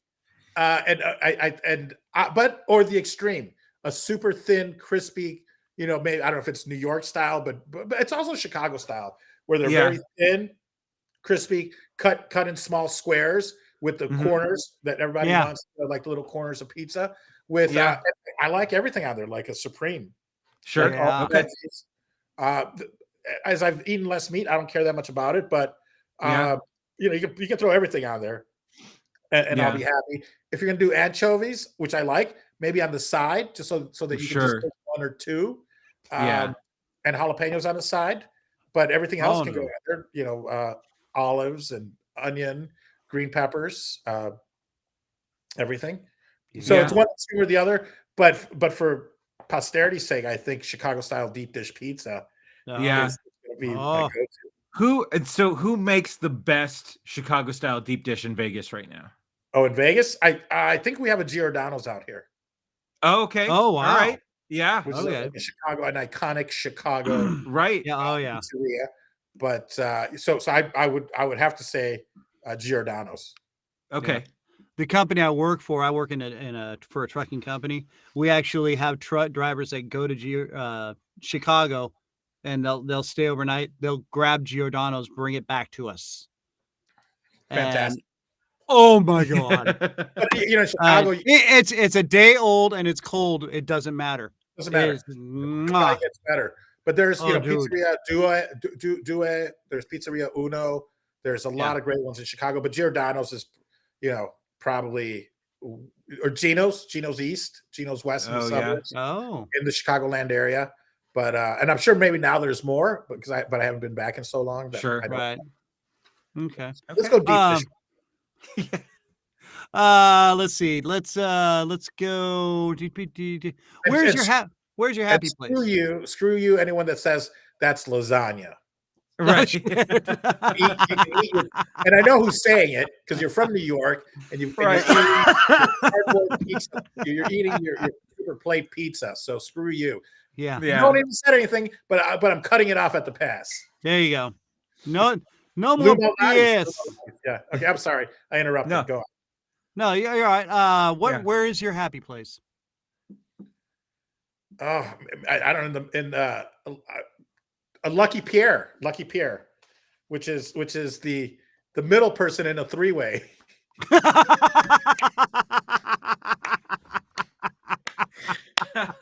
By the book. By the book. And a Lucky Pierre is not two dudes and a woman. It's a normal, the way God intended it, which is two women and a man, not the devil's three. Right. It's all in my book, the Kama Sutra. I was going to say, available on Amazon, Kama Sutra. Oh, man. Sucia. Sorry. In Italian is Sucia. See. Yeah. Io parlo italiano. I speak Italian as well. Oh, okay. My happy place, besides that, it has to be with family. I don't get to see my mom that often especially for the past 3 years. So I'm a mama's boy, maybe getting taken care of by somebody that you love would be, but also on set. When I'm on set. Yeah. And maybe it's because people are taking care of you. Mr. Vato, you're going to be on set in 10 minutes. Mr. Vato, let's take you over to wardrobe. Let's take you over to makeup. And you're just sitting there and they're fawning over you. Yeah. Would you like some water, Mr. Vato? Would you like? Yeah. You know what? I don't need it, but I'll take it. Right. The next one. I'm going to take some home. Yeah, I was going to say. In fact, put it with those other 10 bottles that I have right over there. That's perfect. Oh, this COVID killed my craft services game because you just go up to a craft services table, hey, look, I'm eating healthy, take an apple, and then take all the other bad shit and take it back to the table, Yeah, and then take more and take it home. Now it's like, what can we get for you? You're like, an apple, I guess, and a kind heart and water. And they're like, anything else? I'm like, no, that's normally all what I would take anyway. So, they've really killed. Their costs have probably gone way down, even though they're paying someone to be there. Oh yeah. Now they're not losing all that food from mooches like us. Right. You're like, I was breaking even at one point, you bastards. When we used to do MadTV, and I interviewed Chris Cluse. He used to write for, he's an Emmy Award-winning writer for SCTV, and then wrote for MadTV, and just such a funny guy. But I remember once we were walking in, and he looks at us, and it was the Chicago guys, and he goes, the Chicago mooch is on. He knew. He's like, yeah. I think it was Dick Blasucci who was the producer. I go, Dick, I got to talk to you. I wasn't even on the show. Like, I was just hanging out. I go, Dick, it's something important. I got to talk to you. He goes, what? I go, you guys are out of ice cream. Your freezer's out of ice cream. He goes, he's in the middle of a show. And he goes, I'll look into it. Like, Jesus. Yeah. Like, that's how you don't get hired. And I was like, this is the last one. You guys need more. Right. And make sure you get the good kind, dude. Get the good kind. Don't be a cheapskate. Yeah, don't be getting that stupid Bluebell crap or whatever. Nah, Haagen-Dazs. Oberweis is the best ice cream. If you're at least it used to be when I owned my Oberweis Dairy of Geneva. Best. Like I said, when I bought it, I was 200 pounds. When I sold it, I was 300 pounds. 7 years. You can't argue with that. That's good stuff. Andy, hit him with another one. So I give you a time machine. You can go back and steal any role in any movie or TV show from anybody, and it's yours. What role do you steal? Oh, that's such a good question. Sean Connery, James Bond. Right.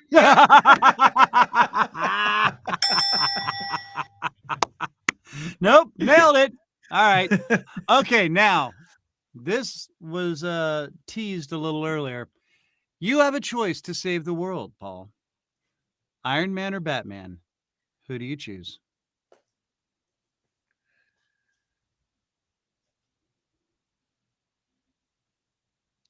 I might have to go with Iron Man. Yes! Well, they're both billionaires. I mean, it's such a great question because they're both billionaires. They're both relying on their skills, but I feel like Iron Man has a suit to protect him. Batman can still kind of get his. Andrew, point counts. Batman won't see you. You'd never see Batman coming. He's not there. Yeah, this is always your go-to. He gets you from behind. That's what like Iron Man's coming at you right in front of your face, right? But no. You're gonna be tied up and incapacitated before you even see Batman. Iron Man's suit could be stealth. It could be incognito. You'd never know. Whatever. Until he was there. Take your blasting win. Take you. Your stupid win, Christian. Okay. Batman is so iconic, though. That's the thing. It's like he's the superhero. Yeah. Like being in the middle. It really is. It's a great debate because it really can go both ways. He's a Batman fan. I'm an Iron Man fan. Since we were kids. So, but we did find this out about each other recently. We both had the nickname Moose as kids. What? How random is that? That is extremely random. Yeah. Welcome to the show. Amazing. Speaking of random, I kind of mentioned this before. I don't know why I want to mention it. It's just I'm so in shock that this happened a couple days ago. So obviously people know Wordle, where you try to guess the words. And then I love Worldle, which is they show you the outline. And you said, what test did you say? How do you say that? Rorschach? The Rorschach. Yeah. Rorschach. So it just came up and I was like, I know what this is because it looks like Batman. The outline of this country looks like Batman. I can tell you what it is, or because I guess it, because I can tell, like, just by looking at it. The African countries are a little tough for me, but if you show me like Norway, Sweden, Finland, Denmark, I can tell you. The U.S. obviously. So this is called Worldle, and they just show you the outline, and then you get 5 or 6 guesses. You're like, and then it tells you how far you are from it, right, left, up, down. So you could go, Sahara, or you could go Egypt. It'll say you're 600 kilometers, and it's that way. So you're like, oh wow, whatever. Madagascar or something. Madagascar. They show you it's you're like South Africa, and they're like, no, to the right. You're like Madagascar.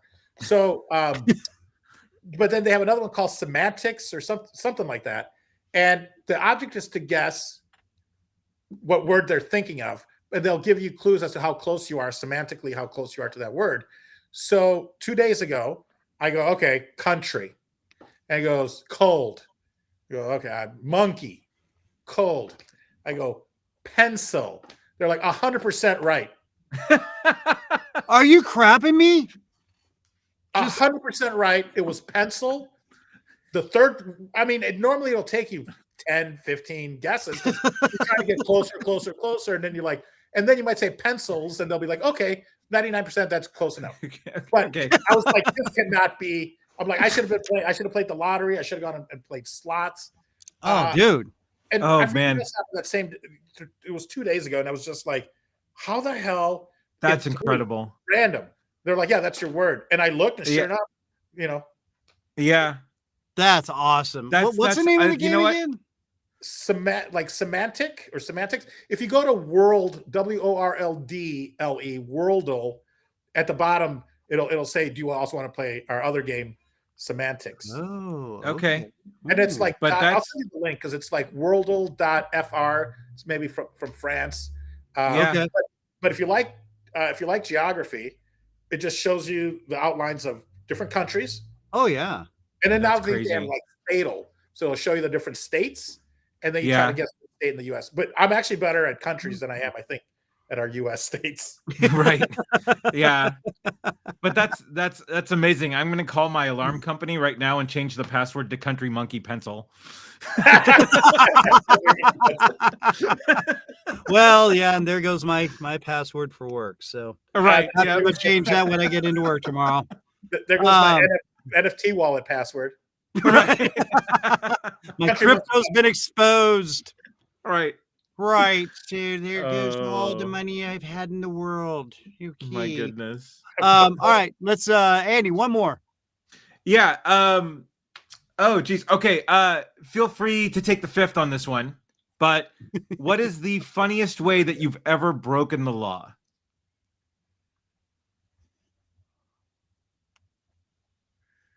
I'm trying to think of how many times I've broken the law. Breaking the law. Yeah. I am the great Cornholio. I am the great Cornholio. I tried to break into a police car in Spain, so I could, because I didn't want to walk back to my hotel. And I thought I could just.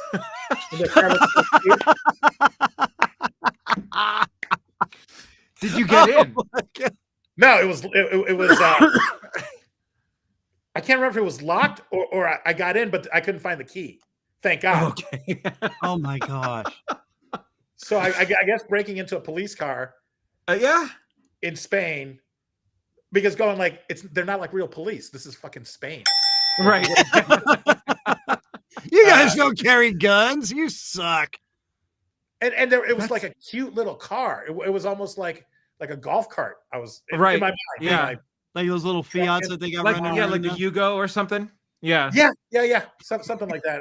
That's amazing. That's great. And I'm pretty sure I got in, left my fingerprints everywhere. Thank God, no key. So I remember waking up going, did I try to steal a police car? Right. And because thinking like I'm in a movie or something, like this is real. Yeah. This is Spain. So I don't know if that counts. No, that's great. Yep. More than I could have ever hoped for. That was wonderful. Yes, that's beautiful. Oh my gosh. Yeah. That reminds me of a few drunken nights that I don't remember. Let's see. All right, here we go. Let's wrap it up with this one. You have 30 seconds to tell the world something, Paul. What is it? Buy my book? No. My heart message would be get out there and do it. If there's something that you want to do, whether it's a podcast or if you're an actor, you have to take steps. You can't just show up in Hollywood and go like, hey, I'm an actor. There's the classes, there's all that. Yeah. But study improv. I think improv helps. The power of yes and. If you want to reach out, please reach out. Just go to paulvato.com. If you want my book, go to vato.tv. I wish I had other things to sell, but I don't. I just want, be happy, do what makes you happy. If three-way is your happy place, if you're two ladies and a three-way with a fat dude is your happy place, go to luckypierre.com. Right. Tomorrow after I buy the domain. And shit, that's what he's going to buy it. Whatever. Just oh my God, dude, that's beautiful. Oh my God, it's in the Kama Sutra. Yeah. Hey, dude, Paul, man, you are freaking awesome, brother. Seriously, amazing, man. So good. Absolutely love having you here. Hey, man, is there any way we can get you to come back on? Would you be able to come back with us and hang out some more? I would love to. I would love to. Thank you. And I'd love to also offer you guys, to come on Paul Vato Presents or Film Talk with AJ Dean. Dude, love to have you on and I'll be more than happy to help promote. And thank you for having me on. It's an honor and a pleasure. Dude, this has been Paul, an absolute blast, thank you, man. brother. Yeah, this has been great.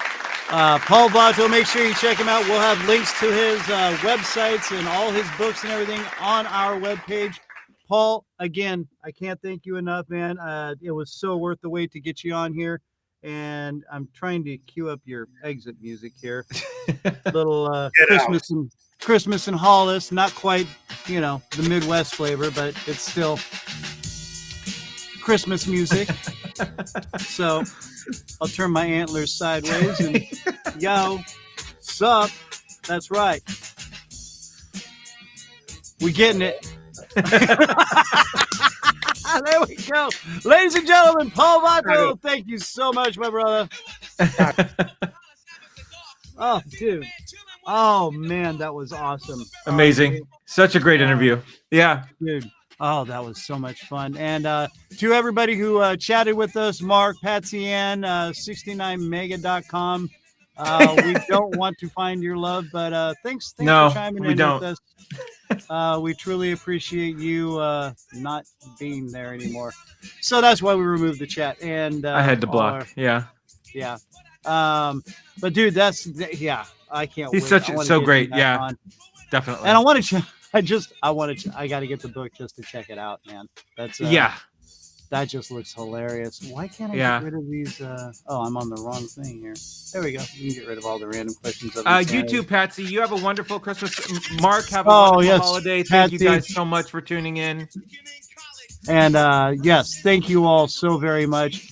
I want to say thank you so much to everybody that's been tuning in. It's not the end of the year yet, but we love you, and we're so glad that you've been with us and hanging out with us. Make sure to tell a friend, like, follow, subscribe, hit those buttons, pass the word around. We need to get people following on. And we're going to throw this out here real quick. I forgot to do it at the beginning of the show. We're contemplating, revamping the show here a little bit. And since the show's kind of changed its parameters and the way it's presented, so we have a couple of options here. One is to keep the name of the show the way it is, The Random Christian Show, which does fit certain parameters in a way. Absolutely. It's grown and developed into its own kind of comedy interview style, which is what we're kind of known as now. So the other one was presented to us by the Colonel with his wee beady eyes. Which is the Tonight and Tomorrow Show, which we really felt kind of had a nice ring, starring Christian Random and Andy. And it legitimizes sort of the show in a weird way, because we're ripping off very famous talk shows with that name, but we're adding our own, which makes it our own, which is great. However, tonight we're bringing you people that you're going to know about tomorrow. So there you go. Yeah. And so that, it's got that appeal to it. Yeah. And there's the last, which just popped in our heads right before this, but the Delete in 30 Days podcast. Hey-o! And there's the Dead Campers right there. Playing us out. So those are our three choices. Keep it the same. The Tonight and Tomorrow show starring Christian Random and Andy, or the Delete after 30 days. And there's the cat. The cat's getting a little big. Big? Yeah, big. A little. Yeah. Getting big. Huge. It's getting humongous. It's like an orange on a toothpick. Look at the size of it.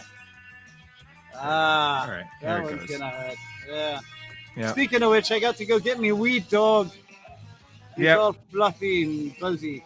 Anyway, so we're gonna bring Paul back, and so make sure again go to our webpage, therandomchristianshow.com.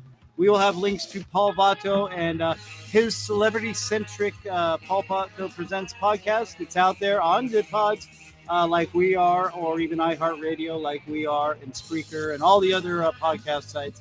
Make sure to check him out and be a part of the show and enjoy what he's got out there, man. It's really a great, fun show. In the meantime, next week, photographer Rob Rodman. Where's our picture of Rob? Why can't I find it? It's in there. Because I'm inept. There he is. My good friend Rob Rodman, amazing photographer. Can't wait to have him on here and talk about some of his work and everything that he does. So we'll be bringing that back in here. And it's been about a year or so since we've had him on. So it'll be a lot of fun. And speaking of fun, it's time for us to go have some fun. So for Mr. Andrew right there, and for me, Christian Random, we bid you adieu. Be good to each other. Take care of each other. We're all we got out there. God bless you. Have a wonderful, wonderful day.